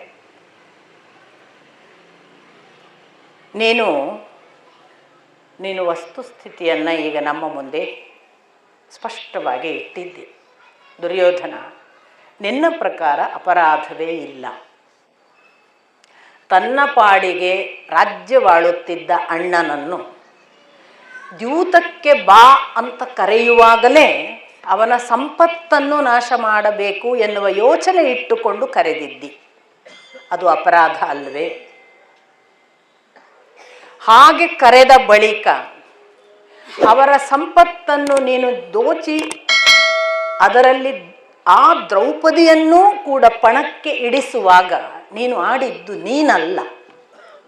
ಸತ್ಪುರುಷರೇ ಜೂಜಾಟದಲ್ಲಿ ಕೆಡುತ್ತಾರೆ, ಅಸತ್ಪುರುಷರ ಜೊತೆಗೆ ಆಡಿದರಂತೂ ಸರ್ವನಾಶ.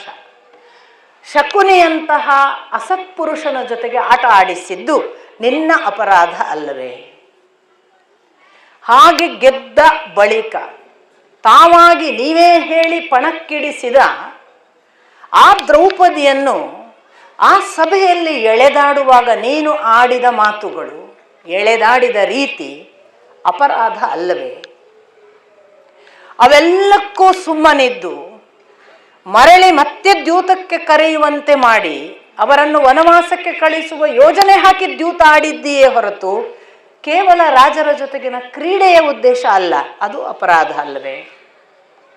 ಕಳುಹಿಸಿದವರನ್ನ ಅವರ ಪಾಡಿಗೆ ಅವರು ತಮ್ಮ ವನವಾಸವನ್ನು ಕಷ್ಟದಿಂದ ಅನುಭವಿಸುವಾಗ ಅವರನ್ನು ಕೆಣಕುವುದಕ್ಕೆ ಹೋಗಿ ನೀನು ಗಂಧರ್ವರ ಜೊತೆಗೆ ಸಿಕ್ಕ ಸಂದರ್ಭದಲ್ಲಿ ಮತ್ತು ಬೇರೊಮ್ಮೆ ಜಯದ್ರಥನ ಸಂದರ್ಭಗಳಲ್ಲಿ ಅವರು ಪಟ್ಟ ಪಾಡಿಗೆ ಯಾರು ಕಾರಣ?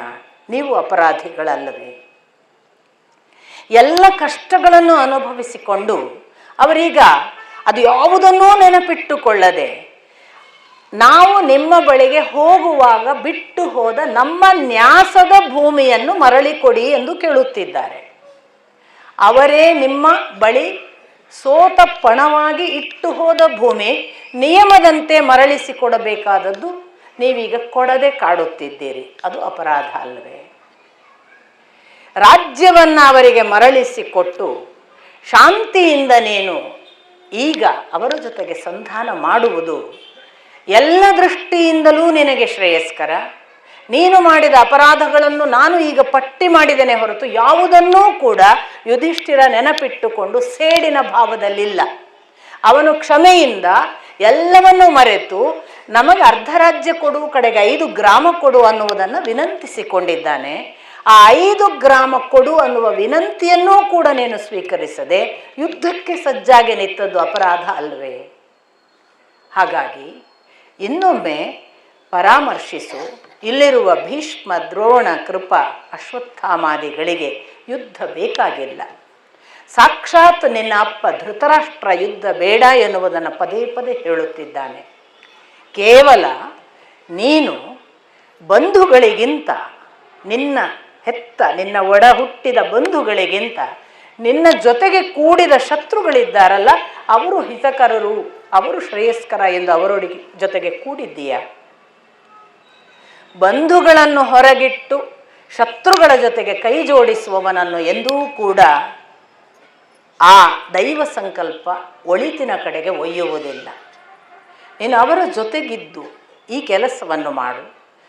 ಅವರು ನಿನ್ನನ್ನು ಇಲ್ಲಿಯ ಅರ್ಧ ರಾಜ್ಯದ ಸಿಂಹಾಸನಕ್ಕೆ ಒಪ್ಪಿಕೊಂಡೇ ತಾವು ಅಲ್ಲಿ ತಮ್ಮ ರಾಜ್ಯ ಬಾಳುತ್ತಾರೆ.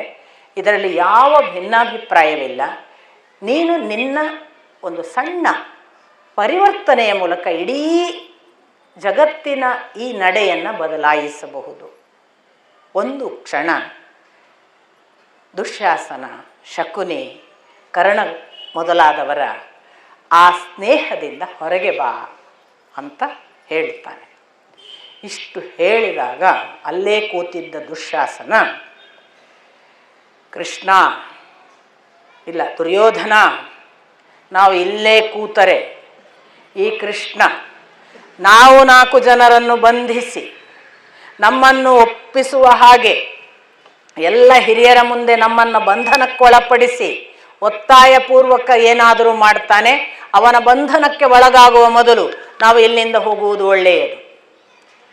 ಇದು ನೆಪವಾಗಿ ಇದೇ ಬೇಕಿತ್ತು ಅನ್ನುವ ಹಾಗೆ ದುರ್ಯೋಧನ ಸಭಾತ್ಯಾಗ ಮಾಡಿಬಿಡ್ತಾನೆ. ದುರುಗುಟ್ಟಿ ಸಿಟ್ಟಿನ ಸೇಡಿನ ನೋಟ ನೋಡಿ ಕ್ರೂರನಾಗಿ ಹೊರಟೋಗ್ತಾನೆ. ಅವನನ್ನು ಹಿಂಬಾಲಿಸಿಕೊಂಡು ಅವನನ್ನು ನಂಬಿ ಬಂದ ರಾಜರೆಲ್ಲ ಹೊರಟು ಹೋಗ್ತಾರೆ. ಭೀಷ್ಮರು ಹೇಳ್ತಾರೆ, ಇದು ಸಲ್ಲದು. ದೂತನೊಬ್ಬ ಸಂಧಾನಕ್ಕೆ ಬಂದ ಹೊತ್ತಿನಲ್ಲಿ ರಾಜ್ಯದ ವಿಚಾರಣೆಗಳನ್ನು ಮಾಡುವ ರಾಜನೇ ಅಥವಾ ಯುವರಾಜನೇ ಸಭಾತ್ಯಾಗ ಮಾಡುವುದು ರಾಜಮರ್ಯಾದೆಯಲ್ಲ. ಅವನನ್ನು ಕೂಡಲೇ ಕರೆಸತಕ್ಕದ್ದು. ಇದು ಒಳ್ಳೆಯ ಮಾರ್ಗವಲ್ಲ. ಅವನು ಸಭಾತ್ಯಾಗ ಮಾಡಬಾರದು ಅಂತ ದ್ರೋಣರು ಅದೇ ಮಾತು ಹೇಳ್ತಾರೆ. ವಿದುರನು ಹೇಳ್ತಾನೆ, ದ್ರೋಣಾಚಾರ್ಯರಂತೂ ಅವನನ್ನು ಒಪ್ಪಿಸುವುದು ನಮ್ಮೆಲ್ಲರ ಕರ್ತವ್ಯ. ಅವನು ಹೀಗೆ ಹೋಗತಕ್ಕದ್ದಲ್ಲ. ಹಿರಿಯರಾಗಿ ನಾವೀಗ ಅವನನ್ನು ಕರೆದು ಒಪ್ಪಿಸಬೇಕು ಅಂತ ಒಂದು ಕಡೆ. ವಿದುರ, ಅವನು ಕೊಟ್ಟ ಉಟ್ಟ ಬಟ್ಟೆ ಅದು. ಯುಧಿಷ್ಠಿರ ತಾನುಟ್ಟ ಬಟ್ಟೆಯನ್ನು ಒಂದಿಷ್ಟು ದಿನ ನೀನಿಟ್ಟುಕೋ ಅಂತ ನಿನ್ನ ರಕ್ಷಣೆಯಲ್ಲಿ ಬಿಟ್ಟ ಹಾಗೆ ಆ ಭೂಮಿ. ಯಾರೋ ನಿನ್ನ ರಕ್ಷಣೆಯಲ್ಲಿ ಇರಲಿ ಅಂತ ಕೊಟ್ಟ ಬಟ್ಟೆಯನ್ನು ನಾನುಟ್ಟು ಮೆರೆದಾಡುವುದು ಒಳ್ಳೆಯ ಧರ್ಮವೇ ಅಲ್ಲ. ಅದು ನ್ಯಾಸಕ್ಕಿಟ್ಟ ಬಟ್ಟೆ, ಅದನ್ನು ಮರಳಿ ಕೊಡುವುದು ಯೋಗ್ಯ. ಎಲ್ಲ ಮಾತುಗಳನ್ನು ಆಡ್ತಾರೆ. ಇಷ್ಟಾದಾಗ ಧೃತರಾಷ್ಟ್ರ ವಿದುರನಿಗೆ ಹೇಳ್ತಾನೆ, ಅವನನ್ನು ಕರ್ಕೊಂಡು ಬನ್ನಿ ಅಂತ. ಮತ್ತೆ ಕರ್ಕೊಂಡು ಬರುವ ಪ್ರಯತ್ನ ಮಾಡುವಾಗ ಇತ್ತ ಗಾಂಧಾರಿಯನ್ನು ಕರೆಸಿ ಅಂತಲೂ ಧೃತರಾಷ್ಟ್ರ ಹೇಳ್ತಾನೆ. ಅವಳ ಮಾತಾದರೂ ಕೇಳ್ತಾನ ನೋಡುವ ಅಂತ. ಸೊ ಧೃತರಾಷ್ಟ್ರನ ಆಜ್ಞೆಯ ಮೇರೆಗೆ ಗಾಂಧಾರಿಯನ್ನು ಕರೆಸಲಾಗ್ತದೆ. ಇತ್ತ ಇವನು ಕೂಡ ಬರ್ತಾನೆ, ದುರ್ಯೋಧನ ಕೂಡ. ಬಂದು ಸಭಾಂಗಣದಲ್ಲಿ ಕೂತಾಗ ಮತ್ತೆ ಯಥಾ ಪ್ರಕಾರ ಗಾಂಧಾರಿ ಬಹಳ ಬಹಳ ನಿಷ್ಠುರವಾಗಿ ಮಾತಾಡ್ತಾಳೆ. ನಿನ್ನ ಕಾರಣವಾಗಿಯೇ ಇದೆಲ್ಲ ಸಂಭವಿಸಿದೆ ಅಂತ ಧೃತರಾಷ್ಟ್ರನಿಗೆ. ಅಂದಿನಿಂದ ನಿನಗೆ ಮೋಹ, ತಪ್ಪು ಮಾಡಿದಾಗ ಶಿಕ್ಷಿಸಲಿಲ್ಲ, ಕೆಟ್ಟವನಿದ್ದಾಗ ಅವನನ್ನು ದೂಡಲಿಲ್ಲ, ಅವನನ್ನು ಆ ಕಾಲದಿಂದ ವಿದುರ ಹೇಳುತ್ತಿದ್ದ, ಅವನನ್ನು ಅವನ ಪಾಡಿಗೆ ಹೊರಗೆ ಹಾಕು, ಆಗ ಎಲ್ಲವೂ ಸರಿಯಾಗ್ತದೆ, ನಮ್ಮ ಸಂಸಾರ ನಮ್ಮ ವಂಶ ಉಳಿತದೆ ಅಂದ. ನೀನು ಕೇಳಲಿಲ್ಲ. ನಿನ್ನ ಮೋಹದ ಪ್ರಭಾವದಿಂದಲೇ ಅವನು ಕೆಟ್ಟಿದ್ದಾನೆ. ಈಗ ಅವನನ್ನು ಸರಿಪಡಿಸುವಂತ ಯಾವ ಬಾಯಿಯಲ್ಲಿ ಕೇಳ್ತೀಯ? ನೀನು ಉಂಡ ಫಲ ಇದು, ನೀನೇ ಅನುಭವಿಸಬೇಕಾದ ಫಲ ಅಂತ ಅವನನ್ನು ಬೈತಾಳೆ. ಪುನಃ ದುರ್ಯೋಧನನಿಗೆ ಹೇಳ್ತಾಳೆ, ನೋಡು, ಧರ್ಮ ಅಧರ್ಮ ಯೋಚನೆ ಮಾಡಿದರೆ ರಾಜತ್ವ ಎಲ್ಲರಿಗೂ ಬರಬಹುದು. ಗಾಂಧಾರಿಯ ಮಾತು, ರಾಜತ್ವ ಎಲ್ಲರಿಗೂ ಬರಬಹುದು, ಅಪ್ಪನಿಂದ ಮಗನಿಗೆ ಬಂದು ಬಿಡಬಹುದು. ಪ್ರಭುತ್ವ ಎಲ್ಲರಿಗೂ ಬರುವುದಿಲ್ಲ. ನೀನು ಪ್ರಭುತ್ವಕ್ಕೆ ಲಾಯಕ್ಕಿಲ್ಲ. ಪ್ರಭುತ್ವ ಯಾರಿಗೆ ಬರುತ್ತದೆ ಗೊತ್ತಾ? ಅರಿಷಡ್ವೈರಿಗಳನ್ನು ಗೆದ್ದು ಜಿತೇಂದ್ರಿಯತ್ವ ಸಂಪಾದನೆ ಮಾಡಿ ತನ್ನ ಶತ್ರುಗಳನ್ನು ಗೆದ್ದ ಸಂಯಮಿ ಅವನು ಜಗತ್ತನ್ನು ಆಳುವ ದೊರೆಯಾಗಬಲ್ಲ, ಅವನು ಪ್ರಭು. ನೀನು ಪ್ರಭು ಆಗಲಾರೆ. ಯುಧಿಷ್ಠಿರನಲ್ಲಿ ಅವೆಲ್ಲ ಗುಣಗಳಿವೆ. ಅವನಿಗೆ ಪ್ರಭುತ್ವ ಈಗ ಸರಳವಾಗಿ ಒದಗಬಲ್ಲದು, ಯಾಕೆಂದ್ರೆ ಅವನು ಜಿತೇಂದ್ರಿಯತ್ವವನ್ನು ಸಂಪಾದಿಸಿದ್ದಾನೆ. ಅವನು ಎಲ್ಲವನ್ನು ದಾಟಿರುವುದರಿಂದ ಅವನಿಗೆ ಧರ್ಮ ಅಧರ್ಮಗಳ ವಿವೇಚನೆ ಸಹಜವಾಗಿ ಬಂದಿದೆ. ಅವನು ಕೇವಲ ರಾಜನಲ್ಲ, ಅವನು ಪ್ರಭು ಆಗಬಲ್ಲ. ನಿನಗೆ ಪ್ರಭು ಆಗುವ ಉದ್ದೇಶವಿದೆಯೋ? ಕೇವಲ ಸಿಂಹಾಸನದ ಅಪ್ಪನಿಂದ ಮಗ ರಾಜನಾಗುವ ಸಾಮಾನ್ಯ ಪ್ರಭುತ್ವ ಬೇಕಾ? ಅದು ರಾಜನ ಸ್ಥಿತಿ ಮಾತ್ರ, ಪ್ರಭುತ್ವ ಅಲ್ಲ. ನೀನು ಪ್ರಭು ಆಗುವುದನ್ನು ನಾನು ಇಚ್ಛಿಸುತ್ತೇನೆ. ಈ ಕ್ಷಣದಿಂದ ಒಂದು ತ್ಯಾಗಕ್ಕೆ ಸಿದ್ಧನಾಗು. ಇಂದ್ರಿಯ ಜಿತತ್ವ ಅಲ್ಲಿಂದ ಪ್ರಾರಂಭವಾಗಲಿ. ನಿನ್ನ ತ್ಯಾಗ ನಿನ್ನನ್ನು ಬೆಳೆಸಿ ಮುಂದೆ ಇಂದ್ರಿಯ ದಮನದ ಕಡೆಗೆ ಕರೆದುಕೊಂಡು ಹೋದರೆ ನೀನು ಕೂಡ ಯುಧಿಷ್ಠಿರ ಯಾವ ಸ್ಥಾನವನ್ನು ಪಡೆದಿದ್ದಾನೆ ಅದನ್ನು ನೀನು ಪಡೆಯುತ್ತಿ. ಅಂಥದೊಂದು ಸಂಪಾದನೆಗಾಗಿ ಈಗ ಪ್ರಥಮ ಹೆಜ್ಜೆ ಇಡುವಂತ ಗಾಂಧಾರಿ ಕೇಳ್ಕೊಳ್ತಾಳೆ. ಇವ ಮತ್ತೆ ದುರುಗುಟ್ಟಿ ನೋಡಿ ಸಭಾತ್ಯಾಗ ಮಾಡ್ತಾನೆ. ಭೀಷ್ಮಾಚಾರ್ಯರು ಹೇಳ್ತಾರೆ, ಆಯಿತು, ಮುಗಿಯಿತು, ಇನ್ನು ಯಾವ ಪ್ರಯತ್ನವೂ ಉಪಯೋಗಕ್ಕಿಲ್ಲ. ನಾವು ಇಲ್ಲಿಯವರೆಗೆ ಮೆಚ್ಚಿ ಕೊಂಡಾಡಿ ಅಂಥ ಸಾಮರ್ಥ್ಯ ಒಬ್ಬ ಮನುಷ್ಯನಲ್ಲಿ ಇಲ್ಲ ಅಂತ ನಮ್ಮಷ್ಟಕ್ಕೆ ಹೆಮ್ಮೆ ಪಟ್ಟ ನನ್ನ ಶಿಷ್ಯನಾದ ಧನಂಜಯನ ಮುಂದೆ ಹೋರಾಡಬೇಕಾದ ಪಾಪ ಅನಿವಾರ್ಯತೆ ನನಗೆ ಬಂದು ಬಿಟ್ಟಿದೆ. ಗತಿ ಇಲ್ಲ, ನಾನು ಹೋರಾಡಬೇಕು ಅಂತ ಅವನು ಹೇಳ್ತಾನೆ. ದ್ರೋಣರು ಹೇಳ್ತಾರೆ, ನಮಗೀಗಾಗಲೇ ಆಯುಸ್ಸು ಮುಗಿದಿದೆ, ಹೋರಾಡಬೇಕು, ಏನನ್ನಾದರೂ ಗಳಿಸಬೇಕು ಎನ್ನುವ ಅಪೇಕ್ಷೆಯೇ ಉಳಿದಿಲ್ಲ. ಯಾವ ಕಾರಣಕ್ಕಾಗಿ ಹೋರಾಡಬೇಕು? ಆದರೂ ಅನ್ನದ ಋಣಕ್ಕಾಗಿ ಹೋರಾಡುವ ಪ್ರಸಂಗ ಬಂತಲ್ಲ. ನಾವೇ ಸಾಕಿ ಬೆಳೆಸಿದ, ನಾವೇ ವಿದ್ಯೆ ಕೊಟ್ಟ, ನಾವೇ ಜಗದ್ವಿಖ್ಯಾತನನ್ನಾಗಿ ಮಾಡಿದ ನಮ್ಮ ಶಿಷ್ಯರ ಮುಂದೆಯೇ ಹೋರಾಡುವಂತಾಯಿತಲ್ಲ. ಈ ದುರ್ಗತಿಗೆ ಏನು ಹೇಳೋಣ? ನಮಗೆ ಇಚ್ಛೆ ಇದ್ದು ಯುದ್ಧ ಅಲ್ಲದಿದ್ದರೂ ಕೂಡ ಇಚ್ಛೆ ಇಲ್ಲದ ಯುದ್ಧವನ್ನು ನಮಗೆ ಇಚ್ಛೆ ಇರುವ, ನಾವು ಆಶೀರ್ವದಿಸುವ ನಮ್ಮ ಶಿಷ್ಯರ ಜೊತೆಗೆ ಹೋರಾಡಬೇಕಾದ ಪರಿಸ್ಥಿತಿ ನಿರ್ಮಾಣ ಮಾಡಿದ್ದಾನೆ ದುರ್ಯೋಧನ. ಇದು ಅನಿವಾರ್ಯ. ಕೃಷ್ಣ ಆಗ ಹೇಳ್ತಾನೆ, ಎಲ್ಲ ವೃದ್ಧರು ಈಗ ಮಾತನಾಡುತ್ತಿದ್ದೀರಿ. ಯಾವಾಗ ಮಾತನಾಡಿ ಅವನನ್ನು ತಹಬದಿಗೆ ತರಬೇಕಿತ್ತು ಆಗ ಮಾತನಾಡಿದ್ದರೆ ಈಗ ಪಶ್ಚಾತ್ತಾಪ ಪಡುವ ಕಾರಣ ಬರುತ್ತಿರಲಿಲ್ಲ. ಇದೆಲ್ಲ ನಿಮ್ಮ ಮೌನದ, ಅವನಿಗೆ ಶರಣಾದ, ಸುಮ್ಮನೆ ಕುಳಿತ ಕೆಟ್ಟ ಕ್ರಿಯೆಯಿಂದ ನಡೆದ ಫಲ. ಇವತ್ತು ಅದನ್ನು ಅನುಭವಿಸುತ್ತಿದ್ದೀರಿ ಅಂತ ಹೇಳಿ ಇದನ್ನು ನೀವೇ ನಿವಾರಿಸಿಕೊಳ್ಳಬೇಕು. ಗಾಂಧಾರಿಯ ಮಾತನ್ನಾಗಲಿ ಧೃತರಾಷ್ಟ್ರನ ಮಾತನ್ನಾಗಲಿ ಕೇಳುವುದಿಲ್ಲ ಎಂದರೆ ಇದು ಏನು ಅರ್ಥ? ಅವರು ಸಾಕ್ಷಾತ್ ಹೆತ್ತ ತಂದೆ ತಾಯಿ. ಆ ಇಬ್ಬರಿಗೆ ತಮ್ಮ ಮಕ್ಕಳನ್ನು ನಮ್ಮ ಮಾತು ಕೇಳುವುದಿಲ್ಲ ಅನ್ನುವ ಹಂತಕ್ಕೆ ಬಂದಿದೆ ಎಂದರೆ ಬಿಡುವುದು ಸರಿಯಾ? ಕೃಷ್ಣ ಕೇಳ್ತಾನೆ, ಧೃತರಾಷ್ಟ್ರ, ನೀನು ತಂದೆ ಮಾತ್ರನಲ್ಲ, ರಾಜ್ಯದ ಒಡೆಯ. ನಿನಗೆ ಈಗ ಸರ್ವ ಹಕ್ಕುಗಳಿವೆ. ನೀನು ನಿನ್ನ ಆ ಹಕ್ಕು ಮತ್ತು ಬಲವನ್ನು ಉಪಯೋಗಿಸಿ ಈ ಕ್ಷಣದಲ್ಲಿ ದುರ್ಯೋಧನ, ಶಕುನಿ, ದುಶ್ಯಾಸನ, ಕರ್ಣರನ್ನು ಬಂಧನಕ್ಕೊಳಪಡಿಸು. ಅವರು 4 ಬಂಧಿತರಾದರೆ ಇಡೀ ಕುರುಕುಲ ನಿನ್ನ ಒಪ್ಪಿಗೆಯ ಪ್ರಕಾರ ಶಾಂತಿಗೆ ಸಿದ್ಧವಾಗಿದೆ. ಅವರ ಒಪ್ಪಿಗೆಯೂ ಶಾಂತಿಯ ಕಡೆಗಿದೆ. 4ರಿಗಾಗಿ ಇಷ್ಟು ಜನರನ್ನು ಕೊಲ್ಲುವ ಕೆಲಸ ಯಾಕೆ ಮಾಡುತ್ತಿ? ಅವರನ್ನು ಬಂಧಿಸುವುದು ನೀನೀಗ ಮಾಡಬೇಕಾದ ಆದ್ಯ ಕರ್ತವ್ಯ. ಅವರನ್ನು ಬಂಧಿಸಿ, ಯಾವ ಮಾತು ಕೇಳದ ಮಕ್ಕಳಿದ್ದಾರೆ ಅವರನ್ನು ಒತ್ತಾಯದಿಂದ ಬಂಧಿಸಿ ಕೇಳುವುದೇ ನಿಜವಾದ ಧರ್ಮ. ಬಂಧನಕ್ಕೊಳಪಡಿಸು ಮತ್ತು ಆ ಮೂಲಕ ಶಾಂತಿ ಸ್ಥಾಪನೆಗೆ ನೀನು ಅನುಕೂಲ ಮಾಡಿಕೊಡು ಅಂತ ಧೃತರಾಷ್ಟ್ರನನ್ನು ನೇರವಾಗಿ ಕೇಳ್ತಾನೆ. ಇಷ್ಟರಲ್ಲಿ ಈ ದುರ್ಯೋಧನ, ಶಕುನಿ, ದುಶ್ಯಾಸನನ ಜೊತೆಗೆ ಒಂದು ಏಕಾಂತ ಸಮಾಲೋಚನೆ ಮಾಡುವುದನ್ನು ಸಾತ್ಯಕಿ ಕೇಳ್ಕೊಳ್ತಾನೆ. ಸಾತ್ಯಕಿ ತಕ್ಷಣವೇ ಕೃತವರ್ಮನನ್ನು ಹೊರಗೆ ಕರೆದು, ಕೃತವರ್ಮ, ಸೇನೆಯ ಸಹಿತ ಸಜ್ಜಾಗು, ಹೊರಗೆ ಮಹಾದ್ವಾರದ ಮುಂದೆ ಅಷ್ಟೂ ಸೇನೆಯೊಂದಿಗೆ ಯುದ್ಧಕ್ಕೆ ನೀನು ಮುಂಚೂಣಿಯಲ್ಲಿ ನಿಂತು ಕಾಯುತ್ತಿರು. ನಾನು ಒಂದು ಉದ್ದೇಶಕ್ಕಾಗಿ ಈ ಕ್ಷಣ ಒಳಗೆ ಹೋಗಿ ಬರ್ತೇನೆ ಅಂತ ಮತ್ತೆ ಒಳಗೆ ಬರ್ತಾನೆ. ಒಳಗೆ ಬಂದು ಶ್ರೀಕೃಷ್ಣನ ಬಳಿ ಹೇಳ್ತಾನೆ, ಅವರು ಈಗ ನಿನ್ನನ್ನು ಬಂಧಿಸುವ ಯೋಜನೆಗಾಗಿ ಮಾತುಕತೆ ನಡೆಸಿದ್ದಾರೆ. ಅವರು ಯೋಜನೆಯ ಪ್ರಕಾರ ನಿನ್ನನ್ನು ಬಂಧಿಸಿ ಯುದ್ಧ ಸಾರುವುದು ಎಂದಿದೆ. ನೀನು ಅದರ ಬಗ್ಗೆ ಎಚ್ಚರದಿಂದಿರು. ನಿನಗದು ಗೊತ್ತಿದೆ ಎಂದು ಗೊತ್ತಿದ್ದರೂ ನಾನು ಹೇಳಬೇಕಾದದ್ದು ನನ್ನ ಕರ್ತವ್ಯ ಅಂತ ಹೇಳಿ ಸಭಾಸದರ ಮಧ್ಯೆ ಬಂದು, ಇದು ಏಕಾಂತದಲ್ಲಿ ಕೃಷ್ಣನಿಗೆ ಹೇಳೋದು, ಸಭಾಸದರ ಮಧ್ಯೆ ಬಂದು ಘೋಷಿಸ್ತಾನೆ, ದುರ್ಯೋಧನ ಶ್ರೀಕೃಷ್ಣನನ್ನು ಬಂಧಿಸಲಿಕ್ಕೆ ಹೊರಟಿದ್ದಾನೆ. ಅವನು ಕೃಷ್ಣನನ್ನು ಬಂಧಿಸಿದರೆ ಮುಂದೇನು ನಡೆಯಲಿಕ್ಕಿದೆ ಎಂಬುದು ನಿಮಗೆಲ್ಲರಿಗೂ ಗೊತ್ತು. ಆದರೆ ನಾನು ಅವನ ಜೊತೆಗೆ ಬಂದ ಒಬ್ಬ ಸಾತ್ಯಕಿ ಎನ್ನುವ ಯೋಧನಾಗಿ ಹೇಳುತ್ತೇನೆ, ಅವನನ್ನು ಬಂಧಿಸಿದ ಮರುಕ್ಷಣದಲ್ಲಿ ಇಲ್ಲಿರುವ ಅಷ್ಟೂ ಜನರ ತಲೆ ಉರುಳುತ್ತದೆ. ಅದಕ್ಕೆ ನಾನು ಜವಾಬ್ದಾರನಲ್ಲ, ನಾನು ಯುದ್ಧ ಸನ್ನದ್ಧನಾಗಿದ್ದೇನೆ. ಕೃಷ್ಣ ಹೇಳ್ತಾನೆ, ಧೃತರಾಷ್ಟ್ರ, ಇನ್ನೂ ಕಾಲ ಮಿಂಚಿಲ್ಲ. ಒಮ್ಮೆ ಅವನಿಗೆ ಅನುಮತಿ ಕೊಡು, ನನ್ನನ್ನು ಬಂಧಿಸಲಿ. ನನಗೂ ಅನುಮತಿ ಕೊಡು ಅವನನ್ನು ಬಂಧಿಸಲಿಕ್ಕೆ. ಯಾರು ಯಾರನ್ನು ಬಂಧಿಸುತ್ತಾರೆ, ಯಾರು ಹೇಗೆ ಬಂಧಿಸುತ್ತಾರೆ, ಒಮ್ಮೆ ಸರ್ವರ ಸಮ್ಮುಖದಲ್ಲಿ ನಡೆದು ಹೋಗಲಿ. ನೀವೆಲ್ಲ ಸಾಕ್ಷೀಭೂತರು. ಕರೆ ಅವನನ್ನು, ಒಮ್ಮೆ ನೋಡಿಯೇ ಬಿಡೋಣ. ಪಾಪ ಬಂಧನಕ್ಕಾಗಿ ಹಸಿದಿದ್ದಾನೆ, ಕರೆದು ಬಿಡು. ನನ್ನನ್ನು ಬಂಧಿಸಿದ ಬಳಿಕ ಮುಂದೇನು ಆಗಲಿಕ್ಕಿದೆ ಎಂಬುದನ್ನು ಅವನೂ ನೋಡಲಿ. ಈಗಲೂ ಕಾಲ ಮಿಂಚಿಲ್ಲ.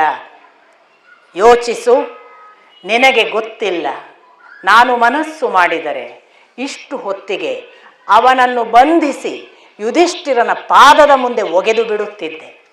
ಆದರೆ ಎಂದೂ ನಾನು ಅನುಚಿತವಾದದ್ದನ್ನು ಯಾವಾಗಲೂ ಮಾಡಿಲ್ಲ, ಈಗಲೂ ಮಾಡುವುದಿಲ್ಲ. ಅಧರ್ಮದಿಂದ ಅನುಚಿತವಾದದ್ದು ನಡೆಸಿದರೆ ಅದು ತಾತ್ಕಾಲಿಕ ಸುಖ. ನಾನು ಅಂಥ ಕೆಲಸವನ್ನು ಎಂದೂ ಮಾಡಿಲ್ಲ, ಮಾಡುವುದಿಲ್ಲ. ಅವನನ್ನು ಕರೆ, ನಿನಗೆ ಇನ್ನೂ ಒಂದು ಅವಕಾಶವಿದೆ. ಬಹುಶಃ ನೀನು ನಿಜವಾದದ್ದನ್ನು ನೋಡಿಲ್ಲ ಅಂತ ಹೇಳಿ ಕೃಷ್ಣ ಇದ್ದಕ್ಕಿದ್ದ ಹಾಗೆ ಒಮ್ಮೆ ತನ್ನನ್ನು ನೋಡಿ ಅಂತ ತಾನು ಇದ್ದಲ್ಲಿಂದಲೇ ತನ್ನ ಆಕಾರವನ್ನು ವಿಸ್ತರಿಸ್ತಾ ತಾನು ಯಾರು ಅನ್ನೋದನ್ನು ಪ್ರಕಟಪಡಿಸಲಿಕ್ಕೆ ಪ್ರಾರಂಭ ಮಾಡುತ್ತಾನೆ. ಹಾಗೆ ಕೃಷ್ಣ ತಾನು ತನ್ನ ಎತ್ತರವನ್ನು ಹೆಚ್ಚಿಸ್ತಾ ಇದ್ದಕ್ಕಿದ್ದ ಹಾಗೆ ಅವನ ಹಣೆಗಣ್ಣಿನ ಭಾಗದಲ್ಲಿ ಬ್ರಹ್ಮ ಕಾಣಿಸಿಕೊಳ್ಳಲಿಕ್ಕೆ ಪ್ರಾರಂಭ ಮಾಡ್ತಾನೆ. ಅವನ ಹೃದಯದಲ್ಲಿ ರುದ್ರ ಪ್ರಕಟ ಆಗ್ತಾನೆ. ನೀವು ನೋಡುತ್ತಿರುವ ಕೃಷ್ಣ ಕೇವಲ ನೀವು ಕಾಣುವ ಕೈಕಾಲಿನ ಕೃಷ್ಣನಲ್ಲ. ಇಲ್ಲಿ ಯಜ್ಞೇಶ್ವರನಿದ್ದಾನೆ, ಸಕಲ ಪಾಂಡವರಿದ್ದಾರೆ, ಅಂಧಕ ವೃಷ್ಣಿ ಎಲ್ಲ ವಂಶಗಳಿವೆ. ನೀವು ನೋಡಲಿಕ್ಕಿರುವ ಎಲ್ಲ ಯುದ್ಧದ ಸೇನೆ ನನ್ನೊಳಗಿದೆ, ಒಮ್ಮೆ ನೋಡಿ ಅಂತಾನೆ. ಇದ್ದಕ್ಕಿದ್ದ ಹಾಗೆ ಬಲಗೈಯಲ್ಲಿ ಅರ್ಜುನ, ಎಡಗೈಯಲ್ಲಿ ಸಾತ್ಯಕಿ, ಹಿಂದೆ ಯುಧಿಷ್ಠಿರ, ಭೀಮ, ನಕುಲ ಸಹದೇವರು, ಇಡೀ ಪಾಂಡವ ಸೇನೆ. ಮೈಯೆಲ್ಲ ರೋಮ ರೋಮಗಳಲ್ಲಿ ಅಗ್ನಿಯ ಜ್ವಾಲೆ ಉಗುಳುವಂತಹ ಮಹಾಭೀಕರ ಅಗ್ನಿಯ ಜ್ವಾಲೆ. ಅದು ಪ್ರಕಟಪಡಿಸ್ತಾ ಇರುವ ಕಾಂತಿ ತೇಜಸ್ಸು ಎಷ್ಟು ಭೀಕರವಾಗಿ ಇಡೀ ಸಭಾಂಗಣವನ್ನು ಆವರಿಸಿ ಕಣ್ಣು ಕುಕ್ಕುವ ಆ ಪ್ರಕಾಶ ಎಷ್ಟು ಪ್ರಬಲವಾಗಿತ್ತು ಅಂದರೆ ಇಡೀ ಸಭಾಸದರು ನೋಡಲಿಕ್ಕಾಗದೆ ಕಣ್ಣು ಮುಚ್ಚಿಕೊಂಡರು. ಕಣ್ಣಿಲ್ಲದ ಕುರುಡ ಧೃತರಾಷ್ಟ್ರನಿಗೆ ಎಲ್ಲಿ ಏನೋ ಒಂದು ಅದ್ಭುತ ಸಂಭವಿಸುತ್ತಿದೆ, ನಾನಿದನ್ನು ನೋಡಬೇಕು ಅನಿಸತೊಡಗಿತು. ಭೀಷ್ಮ, ಅಶ್ವತ್ಥಾಮ, ದ್ರೋಣ, ಕೃಪ, ಸಂಜಯರನ್ನು ಬಿಟ್ಟರೆ ಆ ಮಹಾದಿವ್ಯ ರೂಪ ಯಾರಿಗೂ ಕಾಣಿಸಲಿಲ್ಲ. ಈ 5 ಜನರು ಅದನ್ನು ನೋಡುತ್ತಿರುವ ಹೊತ್ತಿಗೆ ಧೃತರಾಷ್ಟ್ರ ಕಣ್ಮುಚ್ಚಿಕೊಂಡು ಆಲ್ಪರಿದು ಶ್ರೀಕೃಷ್ಣನನ್ನು ಪ್ರಾರ್ಥಿಸಿಕೊಂಡ. ಕೃಷ್ಣ, ಇಲ್ಲಿ ಏನೋ ಒಂದು ಅದ್ಭುತವಾದದ್ದನ್ನು ನಾನು ನೋಡಲಿಕ್ಕಿದ್ದೇನೆ ಅನಿಸುತ್ತದೆ. ನನಗೆ ಕಣ್ಣುಗಳಿಲ್ಲದಿದ್ದರೂ ಒಂದೇ ಒಂದು ಆಶೆ ಇದೆ. ನನಗೆ ಇನ್ಯಾರನ್ನೂ ನೋಡಬೇಕು, ಕಣ್ಣು ತೆರೆಯಬೇಕು ಎಂಬ ಆಶೆಯೇ ಹುಟ್ಟಿದ್ದಿಲ್ಲ ಕೃಷ್ಣ. ಮೊದಲ ಬಾರಿಗೆ ಒಂದೇ ಒಂದು ಬಾರಿ ನಿನ್ನನ್ನು ನೋಡಬೇಕು ಎಂಬ ಹಸಿವಿದೆ. ದಯವಿಟ್ಟು ಒಂದು ಬಾರಿ ದಿವ್ಯ ಚಕ್ಷುಗಳನ್ನು ಒದಗಿಸಿ ನಿನ್ನ ದಿವ್ಯ ರೂಪ ನೋಡುವ ಕರುಣೆ ಮಾಡು ಕೃಷ್ಣ. ಆ ಬಳಿಕ ಮತ್ತೆ ನನಗೆ ಅದೇ ಅಂಧತ್ವ ಬರಲಿ, ನನಗೆ ಯಾವ ಪಶ್ಚಾತ್ತಾಪಗಳಿಲ್ಲ. ಕೃಷ್ಣ ಧೃತರಾಷ್ಟ್ರನಿಗೆ ದಿವ್ಯ ಚಕ್ಷುಗಳನ್ನು ನಾನು ಅನುಗ್ರಹಿಸಿದ್ದೇನೆ, ನೋಡು ಅಂದಾಗ ಧೃತರಾಷ್ಟ್ರ ಮೊದಲ ಬಾರಿಗೆ ಕಣ್ಣು ತೆರೆದದ್ದು ಮತ್ತು ಕಂಡದ್ದು ಶ್ರೀಕೃಷ್ಣನ ದಿವ್ಯ ರೂಪವನ್ನು. ಬದುಕಿನಲ್ಲಿ ಹೊರಗನ್ನೇ ಕಾಣದ, ಜಗತ್ತಿನ ಹೊಸದನ್ನು ಹೊರಗನ್ನು ನೋಡದ ಧೃತರಾಷ್ಟ್ರನಿಗೆ ಶ್ರೀಕೃಷ್ಣನ ಆ ದಿವ್ಯ ರೂಪ ಸಂಪೂರ್ಣವಾಗಿ ದರ್ಶನವಾಗಿ ಕೃತಾರ್ಥನಾಗಿ ಕಣ್ಣು ಮುಚ್ಚಿ ಕೈ ಮುಗಿದು ಧಾರಾಕಾರ ಕಣ್ಣೀರಿನ ಆನಂದ ಬಾಷ್ಪ ಸುರಿಸಿದಾಗ ಸಭಾಂಗಣದಲ್ಲಿರುವ ಅಷ್ಟೂ ಜನ ಮೂಕ ವಿಸ್ಮಿತರಾದರಂತೆ. ಸ್ವಲ್ಪ ಹೊತ್ತಿನಲ್ಲೇ ತನ್ನ ಆ ಒಂದು ವಿಶೇಷ ರೂಪವನ್ನು ಮತ್ತೆ ಮರಳಿ ಅಂತರ್ಧಾನ ಮಾಡಿದ ಶ್ರೀಕೃಷ್ಣ ಒಂದರೆ ಕ್ಷಣ ಅಲ್ಲಿ ನಿಲ್ಲದವನಂತೆ ಅವಸರವಾಗಿ ಹೊರಗೆ ಬಂದು ದಾರುಕ ಆಗಲೇ ಸಿದ್ಧ ಮಾಡಿದ ರಥ ಏರಿ ಕುಳಿತು ಬಿಡ್ತಾನೆ. ಧೃತರಾಷ್ಟ್ರಾದಿಗಳು ಬೆನ್ನು ಹತ್ತುತ್ತಾರೆ. ಭೀಷ್ಮ, ದ್ರೋಣ, ಕರ್ಣ, ಕೃಪ ಅವರ ಜೊತೆಗೆ, ಕರ್ಣ ಅಲ್ಲ ಕೃಪ, ಅಶ್ವತ್ಥಾಮರ ಜೊತೆಗೆ ಬೆನ್ನಿಗೆ ಬಂದು ಧೃತರಾಷ್ಟ್ರ, ನೋಡಿದೆಯಲ್ಲ ಕೃಷ್ಣ, ನನಗಂತೂ ಇವನನ್ನು ಹೇಗೆ ಮಾಡಿದರೂ ಸಂಭಾಳಿಸಲು ಸಾಧ್ಯವಿಲ್ಲ. ಅವನೇನೂ ನನ್ನ ಮಾತು ಕೇಳುವುದಿಲ್ಲ. ನಾನು ಈಗ ನಿನ್ನ ಅಧೀನಕ್ಕೆ ಎಲ್ಲವನ್ನೂ ಬಿಟ್ಟಿದ್ದೇನೆ, ನೀನೇ ಇದನ್ನು ನಡೆಸಿಕೊಡಬೇಕು.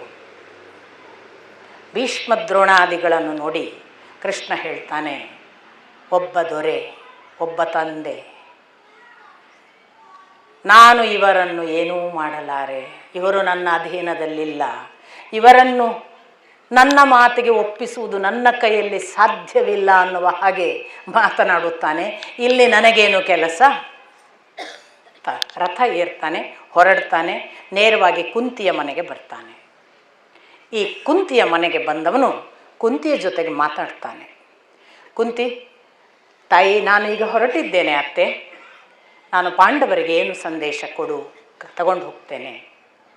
ಅವಳು ಯುದ್ಧವನ್ನೇ ಮಾಡು ಅನ್ನುವ ಸಂದೇಶವನ್ನು, ಯುಧಿಷ್ಠಿರ ನೀನು ಮಾಡಿದ ಸೌಮ್ಯ ಭಾವ, ದಯಾಭಾವ, ಧರ್ಮದ ಭಾವ ಸಾಕು. ಭೀಮ, ನೀನು ನಿನ್ನ ಕೋಪ ಸಹಿಸಿಕೊಂಡದ್ದು ಸಾಕು. ಅರ್ಜುನ, ನಿನ್ನ ಎಲ್ಲ ದಿವ್ಯಾಸ್ತ್ರಗಳನ್ನು ನೀನು ಮುಚ್ಚಿಟ್ಟದ್ದು ಸಾಕು. ನಕುಲ ಸಹದೇವರು ನಿಮ್ಮ ಕಾಂತಿಗಳ ನಡಗಿ ಹೋಗುವ ಹಾಗೆ ಯುದ್ಧವನ್ನು ಬದಿಗಿಟ್ಟು ಸಹನೆಯಿಂದ ಕುಳಿತದ್ದು ಸಾಕು. ದ್ರೌಪದಿ, ನಿನ್ನ ಕಣ್ಣೀರನ್ನು ಸುರಿಸಿದ್ದು ಸಾಕು. ನೀವೆಲ್ಲರೂ ಈಗ ಯುದ್ಧಕ್ಕೆ ಸಿದ್ಧರಾಗಿ, ಸಾಮ, ದಾನ, ಭೇದ, ದಂಡ 4 ನೀತಿಗಳು ನಿಜ, ಆದರೆ ಅದನ್ನೇ ಆಡುತ್ತಾ ಕೂಡುವುದಲ್ಲ. ಸಾಮ ಮುಗಿದ ಬಳಿಕ ದಾನ, ದಾನ ಮುಗಿದ ಬಳಿಕ ಭೇದ, ಅದಾಗದಿದ್ದರೆ ದಂಡಕ್ಕೆ ಬರುವ ಸಮಯ ನೋಡಬೇಕು. ಈಗ ದಂಡದ ಸಮಯ ಮೀರಿದೆ, ಬೇಗನೆ ನೀವು ಯುದ್ಧ ಆರಂಭಿಸಿ. ನಿಮ್ಮಂಥ ಪುತ್ರರಿದ್ದು ನಾನು ಯಾವುದೋ ಬಂಧುಗಳ ಮನೆಯಲ್ಲಿ ಊಟಕ್ಕೆ ಇದ್ದೇನಲ್ಲ, ಈ ದುಃಖ ನೋಡಿ ಆದರೂ ನಿಮಗನ್ನಿಸುವುದಿಲ್ಲವೇ? ಯುದ್ಧ ಅನಿವಾರ್ಯ. ಕೃಷ್ಣನ ಜೊತೆಗೆ ಮುಂದೆಯೇ ಕೃಷ್ಣನನ್ನಿಟ್ಟುಕೊಂಡು ಯುದ್ಧ ಮಾಡಿ, ಇದು ನನ್ನ ನಿವೇದನೆ, ನನ್ನ ಈ ಅರಿಕೆಯನ್ನು ತಿಳಿಸು ಅಂತ ಹೇಳುವಾಗ ವಿದುಲೆ ಅನ್ನುವ ವಿದುಲೋಪಾಖ್ಯಾನ ಅನ್ನುವ ಒಂದು ಕಥೆಯನ್ನು ಹೇಳ್ತಾಳೆ. ವಿದುಲೆ ಅನ್ನುವ ತಾಯಿ ತನ್ನ ಮಗ ಸಂಜಯ ಅನ್ನುವವನಿಗೆ, ಅವನು ಚಕ್ರವರ್ತಿಯಾಗಿರಬಹುದಾದವನು ಆಲಸ್ಯದಲ್ಲಿ ಸೋತು ಬಂದು ಕೂತಾಗ ತಾಯಿ ಪ್ರಚೋದಿಸಿ ಆಡುವ ಮಾತುಗಳ ಒಂದು ವಿಶೇಷ ಉಪಾಖ್ಯಾನ ಇದೆ. ವಿದುಲೆ ಮಗನಿಗೆ ಹೇಳೋದು, ಏಳು, ಯುದ್ಧ ಮಾಡು, ಕೂತು ಗೆಲ್ಲುವುದಕ್ಕಾಗಲ್ಲ, ಸೋತ್ರೆ ಸಾಯ್ಲಿ, ಸತ್ರೆ ಸಾಯ್ಲಿ, ಏಳು, ನಿನ್ನನ್ನು ಊಟ ಮಾಡಿ ಬೆಳೆಸಿದ್ದು ಯಾಕೆ ನಾನು, ನಿನ್ನನ್ನು ಮಗ ಅಂತ ನಾನು ಯಾವ ಹೆಮ್ಮೆಯಿಂದ ಯಾಕೆ ಹೇಳಲಿ? ಯಾರೋ ಸೋಲಿಸಿದ ಕೂಡಲೇ ಮನೆಗೆ ಬಂದು ಕೂತ್ಬಿಟ್ಟಿದ್ದೀಯಾ, ಸೋತಾಗ ಮನೆಗೆ ಬಂದು ಕೂತ್ಕೊಳ್ಳೋದಲ್ಲ, ಎದ್ದೇಳು, ಹೋರಾಡು ಅಂತ ಒಂದಷ್ಟು ಮಗನಾಗಿ ದೇಹ ಪೋಷಣೆ ಮಾಡಿದ ಮತ್ತು ದೇಹದಾರ್ಢ್ಯತೆಗಳನ್ನು ಬೆಳೆಸಿದ ಮಗನನ್ನ ತಾಯಿ ಏನು ನಿರೀಕ್ಷೆ ಮಾಡ್ತಾಳೆ? ಒಬ್ಬ ಯೋಧನ ಮೂಲಕ ಅದನ್ನು ಹೇಳ್ತಾಳೆ. ಬಹುಶಃ ಆ ಇಡೀ ಭಾಗ ಮಿಲಿಟರಿಗೆ ಕಳಿಸ್ತಾರಲ್ಲ ಮಕ್ಕಳನ್ನು ತಾಯಂದರು ಹೇಳುವ ಹಾಗಿದೆ. ಯಾಕೆ ಹೋರಾಟ ಮಾಡಬೇಕು, ನಾನು ಏನನ್ನು ನಿರೀಕ್ಷೆ ಮಾಡಿ ನಿನ್ನನ್ನು ಕಳಿಸ್ತೇನೆ, ನೀನು ಯುದ್ಧರಂಗದಲ್ಲಿ ಹೇಗಿರಬೇಕು ಎಲ್ಲ ವಿವರಿಸ್ತಾಳೆ. ಆ ವಿದುಲೋಪಾಖ್ಯಾನ ತುಂಬ ಸುಂದರವಾಗಿದೆ. ನಾನು ಬಹಳ ಸರಳವಾಗಿ ಹೇಳ್ತಿದ್ದೀನಿ. ಇಷ್ಟಾದ ಮೇಲೆ ಅವನು ಮತ್ತು ಆಕಳಿಸ್ಕೊಂಡು ಕೂತ್ಕೊಂಡು ಹೇಳ್ತಾನೆ, ಅಮ್ಮ ನೀನು ಎಂಥ ತಾಯಿ ಮರೈತಿ, ನಾನು ಹೋಗಿ ಸತ್ತರೆ ನೀನು ಒಬ್ಬಳೇ ಉಳಿಯೋದು, ಆದರೂ ನಾನು ಹೋಗಂತೀಯಲ್ಲ ಅಂತ ನಾವು ಸಾವಿಗೆ ಹೆದರುವವರು ತಾಯಂದ್ರೆ ಅಲ್ಲ ಅಂತಾಳವಳು. ನಿಜವಾದ ಕ್ಷತ್ರಿಯನ ತಾಯಿ ಸಾವಿಗೆ ಹೆದರುವುದಿಲ್ಲ, ಕೂತು ಸೋತದ್ದಕ್ಕೆ ಹೆದರ್ತಾಳೆ. ಅವನು ಶರಣಾಗತನಾಗಿ ಸೋತು ಬಂದರೆ ಅದು ಅದಕ್ಕಿಂತ ದೊಡ್ಡ ಸಾವು ಇನ್ನೊಂದಿಲ್ಲ ತಾಯಿಗೆ. ಅವನು ಸತ್ತು ಸ್ವರ್ಗಕ್ಕೆ ಸೇರಿದ ಅಂತ ಗೊತ್ತಾದ ದಿವಸ ತಾಯಿಗೆ ಹೆತ್ತದ್ದು ಸಾರ್ಥಕ. ನಾನು ಆ ದೃಷ್ಟಿಯಿಂದ ನಿನಗೆ ಈಗಲೂ ಹೇಳುತ್ತೇನೆ, ನೀನು ಹೋರಾಡಬೇಕು, ನಿನ್ನ ಕ್ಷತ್ರಿಯ ಧರ್ಮ ಇಂಥದ್ದು, ಅದನ್ನು ಮಾಡು. ಅದನ್ನು ಪಾಲನೆ ಮಾಡದಿದ್ರೆ ನಿನಗೆಂಥ ಅನಾಹುತ, ಆ ಮಾಡುವುದರಿಂದ ನಿನಗೆ ಎಂಥ ಒಳ್ಳೆಯದು, ಬೆಳವಣಿಗೆ ಏನು, ನಾನು ಏನನ್ನು ನಿರೀಕ್ಷಿಸ್ತೇನೆ ಅದನ್ನೊಂದಿಷ್ಟು ಕ್ಷತ್ರಿಯ ಧರ್ಮ ಹೇಳ್ತಾಳೆ. ಆ ಬಳಿಕವೂ ಅವನು ಆಕಳಿಸುವುದು ನೋಡಿ, ನಿನಗೆ ಧರ್ಮಾಧರ್ಮಗಳೇ ಗೊತ್ತಿಲ್ಲ ಅಂತೇಳಿ, ನ್ಯಾಯ ನೀತಿ ಧರ್ಮ ರಾಜರ ಜೊತೆಗೆ ಯಾಕೆ ಹೋರಾಟ ಮಾಡಬೇಕು, ಹೋರಾಟದಿಂದ ಹೇಗೆ ಸತ್ಯ ಪ್ರತಿಪಾದನೆ ಆಗ್ತದೆ ಅದನ್ನೇ ಒಂದಿಷ್ಟು ಹೇಳಿ ಕಡೆಗೆ ಕೊನೆ ತುಂಬ ಚೆನ್ನಾಗಿದೆ. ಸಂಜಯ ಹೇಳ್ತಾನೆ, ಅಮ್ಮ ಆಗಲೇ ನನಗೆ ಹೋರಾಟ ಮಾಡಬೇಕು ಎನ್ನುವ ಕೆಚ್ಚಿತ್ತು, ತಾಯಿಯಾಗಿ ನಿನ್ನ ಪ್ರಚೋದಕ ಮಾತುಗಳಿಗಾಗಿ ಸುಮ್ಮನೆ ನಾಟಕ ಮಾಡಿದ್ದೆ. ನನಗಿಷ್ಟು ಒಳ್ಳೆಯ ತಾಯಿ ಅನುಗ್ರಹ ಆಗಿದೆಯಲ್ಲ, ನಾನು ಬಹಳ ಆತ್ಮಸ್ಥೈರ್ಯದ ಜೊತೆಗೆ ಅಮ್ಮನ ಆಶೀರ್ವಾದದ ಜೊತೆಗೆ ಯುದ್ಧಕ್ಕೆ ಹೋಗ್ತೇನೆ ಅಂತ ಹೋದ. ಮತ್ತು ಅವರು ಅದರ ಪುಣ್ಯಫಲ ಹೇಳ್ತಾರೆ. ವಿದುಲೋಪಾಖ್ಯಾನ ಓದುವುದರಿಂದ ಏನು ಯಶಸ್ಸು, ಏನು ಫಲ, ಹಾಗೆ ಓದುವುದವರು ಎಂತೆಂಥ ಯಶಸ್ಸನ್ನು ಪಡೆದಿದ್ದಾರೆ, ಇವೆಲ್ಲ ಇವೆ. ಯಾವತ್ತಾದರೂ ಪುಸ್ತಕ ಸಿಕ್ಕರೆ ದಯವಿಟ್ಟು ಓದಿ ವಿದುಲೋಪಾಖ್ಯಾನವನ್ನು. ಹೀಗೆ ವಿದುಲೆಯ ಉಪಾಖ್ಯಾನವನ್ನು ಕುಂತಿ ಮಾಡಿ, ನಾನು ವಿದುಲೆಯ ಕಥೆಯನ್ನು ಹೇಳಿದ್ದೇನೆ ಅಂತ ಹೇಳು, ತಾಯಿಯಾಗಿ ನಾನು ಅದನ್ನು ಅಪೇಕ್ಷಿಸ್ತೇನೆ ಅಂತ ಹೇಳು. ಸತ್ತರೆ ವೀರ ಸ್ವರ್ಗ, ಗೆದ್ದರೆ ಭೂಮಿ, ನನಗೆ ಎರಡರಲ್ಲೂ ಮನಸ್ಸು ಇದೆ, ಯಾವ ತೊಂದರೆ ಇಲ್ಲ. ಅವರು ಗೆಲ್ಲುವುದೇ, ಅವರು ಸಾಯೋದಿಲ್ಲ ಅಂತ ನನಗೆ ಗೊತ್ತು. ಯಾಕೆಂದರೆ ಧರ್ಮನಿಷ್ಠರಾದವರಿಗೆ ಸಾವಿಲ್ಲ, ಅವರು ಖಂಡಿತಕ್ಕೂ ಶಾಶ್ವತ. ಹೇಳು ನನ್ನ ಈ ಮಾತನ್ನು. ಕುಂತಿಗೆ ನಮಸ್ಕರಿಸಿ ಕೃಷ್ಣ ಹೊರಡ್ತಾನೆ. ಹೊರಟವನು ಕರ್ಣನ ಜೊತೆಗೆ ಒಂದು ಏಕಾಂತಕ್ಕೆ ಹೋಗಿ ಮರಳಿ ಬಂದು ಕರ್ಣನನ್ನು ಕಳಿಸಿದ ನಂತರ ಹೊರಡ್ತಾನೆ ಅಂತ ಒಂದು ಉಲ್ಲೇಖ ಬರುತ್ತೆ. ವಿವರಣೆಯಲ್ಲಿ ಇದನ್ನು ಹೇಳುವುದು ಧೃತರಾಷ್ಟ್ರನಿಗೆ ಸಂಜಯ ಹೇಳಿದ ಹಾಗೆ ಕೆಲವರು ಬರೀತಾರೆ. ಸಂಜಯ ಹೇಳ್ತಾನೆ, ಆ ಬಳಿಕ ನಾವು ಕೆಲವರು ಅವರನ್ನು ಬಿಡುವುದಕ್ಕಾಗಿ ಸ್ವಲ್ಪ ದೂರ ಹೋಗಿದ್ವಿ. ಹಾಗೆ ಹೋಗುವಾಗ ಅವನು ಕರ್ಣನನ್ನು ಕರೆದುಕೊಂಡ. ಕರ್ಣನನ್ನು ತನ್ನ ರಥದಲ್ಲಿ ಕುಳ್ಳಿರಿಸಿಕೊಂಡು ಅವನು ಸ್ವಲ್ಪ ದೂರ ಏಕಾಂತಕ್ಕೆ ಹೋಗಿ ಮಾತನಾಡಿದ. ಮತ್ತು ಆ ಮಾತುಗಳು ಹೇಗಿದ್ದುವು, ಏನು ಮಾತಾಡಿದ ಅಂತ ಧೃತರಾಷ್ಟ್ರ ಕೇಳಿದ್ದನ್ನು ಸಂಜಯ ಹೇಳಿದ ಅಂತ ವಿವರಣೆ ಬರುತ್ತೆ. ಮಾತುಗಳನ್ನು ಕೇಳಿದರೆ ಅದನ್ನು ಸಂಜಯ ಹೇಳಿದ್ದು ಅಂತ ಒಪ್ಪಿಕೊಳ್ಳಕ್ಕಾಗಲ್ಲ. ಏಕಾಂತದಲ್ಲಿ ನಡೆದ ಮಾತು ಒಂದು. ಎರಡನೆಯದ್ದು, ಅದು ಪದೇ ಪದೇ ಅಲ್ಲಿ ಈ ಮಾತು ನಮ್ಮಿಬ್ಬರ ಮಧ್ಯೆ ಇರಲಿ ಅಂತ ಕರ್ಣ ಪದೇ ಪದೇ ಹೇಳ್ತಾನೆ, ಅದು ರಹಸ್ಯ. ಆದ್ದರಿಂದ ಅದು ಧೃತರಾಷ್ಟ್ರ ಸಂಜಯನ ಮಾತುಕತೆ ಇರಲಿಕ್ಕಿಲ್ಲ ಅಂತ ಒಂದಿಷ್ಟು ಜನರ ಚರ್ಚೆ. ಕೆಲವರು ಅದು ಜನಮೇಜಯ ವೈಶಂಪಾಯನರು ಮಾತಾಡಿಕೊಂಡದ್ದು. ಜನಮೇಜಯನಿಗೆ ವೈಶಂಪಾಯನರು ಹೇಳಿದರು, ಆ ಬಳಿಕ ಕರ್ಣನ ಜೊತೆಗೆ ಕೃಷ್ಣ ಮಾತಾಡಿದ. ಆಗ ಜನಮೇಜಯ ಕೇಳಿದ, ಏನು ಮಾತಾಡಿದ? ಆಗ ವೈಶಂಪಾಯನರು ಹೀಗೆ ಮಾತಾಡಿದ ಅಂತ ಹೇಳಿದ್ದು ಹೊರತು ಅದು ಸಂಜಯ ಹೇಳಿದ್ದಲ್ಲ ಅಂತ ಒಂದು ಚರ್ಚೆ. ಇಲ್ಲ, ಇದು ಸಂಜಯ ಹೇಳಿದ್ದು ಅಂತ ಈ ಕೃತಿಯಲ್ಲೂ ಅವರು ಬರೆದು ಅದರ ಬಗ್ಗೆ ತಮ್ಮ ಅಭಿಪ್ರಾಯ ವ್ಯಕ್ತಪಡಿಸುವಾಗ ಜನಮೇಜಯ ವೈಶಂಪಾಯನರು ಬರೆದದ್ದೇ, ಅವರು ಮಾತಾಡಿಕೊಂಡದ್ದು ಅನ್ನುವುದೇ ಸರಿ ಅಂತ ನಮ್ಮ ಅಭಿಪ್ರಾಯ ಕೂಡ ಅಂತ ಹೇಳ್ತಾರೆ. ಮತ್ತೆ ಅಷ್ಟಿದ್ದು ಧೃತರಾಷ್ಟ್ರ ಸಂಜಯ ಅನ್ನೋ ಉಲ್ಲೇಖ ಯಾಕೆ ಬಂತು? ನನಗೆ ನನ್ನದೇ ಅನುಮಾನಗಳು. ಒಂದು, ಅವರು ಹೇಳಿದ ಹಾಗೆ ಅದು ಸಂಜಯನ ಮಾತಲ್ಲ, ಸಂಜಯ ಧೃತರಾಷ್ಟ್ರರ ನಡುವಿನ ಸಂವಾದವಲ್ಲ, ಹಾಗೆ ಕಾಣುವುದೇ ಇಲ್ಲ. ಯಾಕಂದರೆ ಆ ರಹಸ್ಯ ಯಾರಿಗೂ ಗೊತ್ತೇ ಇಲ್ಲ ಕಡೆಯ ತನಕವು. ಎರಡನೆಯದ್ದು, ಒಂದು ವೇಳೆ ಅದು ಸಂಜಯ ಕೇಳಿಸಿಕೊಂಡಿದ್ದನು ಅಂತಾದರೆ ಆ ಏಕಾಂತದ ಮಾತುಕತೆಯನ್ನು ಕೇಳುವ ಕೆಪಾಸಿಟಿ ಅವನಿಗೆ ಮೊದಲೇ ಇತ್ತು ಅಂತ ಅರ್ಥ ಮಾಡ್ಕೋಬೇಕು. ಮುಂದೆ ಅವನನ್ನು ಆಯ್ಕೆ ಮಾಡ್ತಾರಲ್ಲ ವೇದವ್ಯಾಸರು, ಯುದ್ಧ ಸನ್ನಿವೇಶವನ್ನು ನೀನು ರಿಪೋರ್ಟ್ ಮಾಡು, ಕಾಮೆಂಟೇಟರ್ ಆಗುವಂತ. ಆಗ ದಿವ್ಯ ದೃಷ್ಟಿ ಕೊಟ್ಟರು ಅಂತ ಬರುತ್ತೆ. ಆ ದಿವ್ಯ ದೃಷ್ಟಿ ಕೊಡುವಾಗ ಅವನಿಗೆ ದಿವ್ಯ ಚಕ್ಷು ಮಾತ್ರ ಅಲ್ಲ, ದಿವ್ಯ ಶ್ರವಣವೂ ಕೊಡ್ತಾರೆ. ಅಲ್ಲಿ ದಿವ್ಯ ಶ್ರವಣ ಕೊಡೋ ಅವಶ್ಯಕತೆ ಏನು? ಈಗಾಗಲೇ ಸಂಜಯನಿಗೆ ಆ ಭಾವವಿದ್ರೆ ಸೊ ಅದು ಎಲ್ಲ ಕಾರಣದಿಂದ ಅದು ಸಂಜೆಯ ಧೃತರಾಷ್ಟ್ರನದ್ದಿರಲಿಕ್ಕಿಲ್ಲ ಅನ್ನೋದು ಒಂದು ಭಾಗ. ಏಕಾಂತಕ್ಕೆ ಕರ್ಕೊಂಡು ಹೋದ ಶ್ರೀಕೃಷ್ಣ. ಹೇಳಿದ್ದು, ಕರ್ಣ ನೀನು ಸತ್ಕುಲ ಪ್ರಸೂತ, ಒಳ್ಳೆಯ ವಂಶದಲ್ಲಿ ಹುಟ್ಟಿದ್ದಿ, ಧರ್ಮಜ್ಞ, ತತ್ವಶಾಸ್ತ್ರವನ್ನು ಬಲ್ಲವ, ವೈದಿಕ ಶಾಸ್ತ್ರಗಳನ್ನು ತಿಳಿದವ, ಶಾಸ್ತ್ರ ಅಶಾಸ್ತ್ರಗಳನ್ನು ನಿರ್ಣಯ ಮಾಡುವುದರಲ್ಲಿ ಪರಿಣತ. ನಿನಗೆ ಗೊತ್ತಿದೆ, ಒಬ್ಬ ಕನ್ಯೆಗೆ ಮಗ ಹುಟ್ಟಿದರೆ ಅವನು ಕಾನೀನ. ಒಂದೊಮ್ಮೆ ಮಗ ಗರ್ಭದಲ್ಲಿ ಪರಪುರುಷನಿಂದಲೋ ಅಥವಾ ಒಬ್ಬ ಮದುವೆಯ ಮೊದಲು ಒಬ್ಬ ಪುರುಷನಿಂದ ಗರ್ಭವತಿಯಾದ ಹೆಣ್ಣು ಮಗಳು ಮದುವೆಯ ಬಳಿಕ ಆ ಮಗು ಹೆತ್ತರೂ ಅವಳು ಯಾರನ್ನು ಮದುವೆ ಆಗಿದ್ದಾಳೋ ಆ ಗಂಡನ ಹೆಸರಿನಲ್ಲೇ ಆ ಮಗು ತಂದೆ ಅನ್ನಿಸಿಕೊಳ್ತದೆ. ಮಗುವಿಗೆ ತಂದೆ ಅನ್ನಿಸಿಕೊಳ್ತಾನೆ ಈ ಮದುವೆಯಾದವ. ಹಾಗೆ ಮದುವೆಯ ಪೂರ್ವದಲ್ಲಿ ಗರ್ಭವತಿಯಾಗಿ ಆ ಬಳಿಕ ಮದುವೆಯಲ್ಲಿ ಹೆರುವ ಮಗನಿಗೆ ಸಹೋಢ ಅಂತ ಹೆಸರು, ಕನ್ಯೆಗೆ ಮಗ ಹುಟ್ಟಿದರೆ ಕಾನೀನ ಅಂತ ಹೆಸರು. ಈ ಎರಡು ಅರ್ಥದಲ್ಲೂ ನೀನು ಸೂತಪುತ್ರನಲ್ಲ, ನೀನು ಕಾನೀನ. ಆದ್ದರಿಂದ ನೀನು ಪಾಂಡುಪುತ್ರ, ನೀನು ಪಾಂಡವನ ಮಗ. ನೋಡಿ, ಬಹಳ ನಿಮಗೆ ಮೈನ್ಯೂಟ್ ಅಂಶಗಳು ಇಷ್ಟೇ ಕೃಷ್ಣ ಹೇಳಿರೋದು. ಮುಂದಿನ ಮಾತು, ಆ ಅರ್ಥದಲ್ಲಿ ನೀನು ಪಾಂಡವರಿಗೆ ಹಿರಿಯ,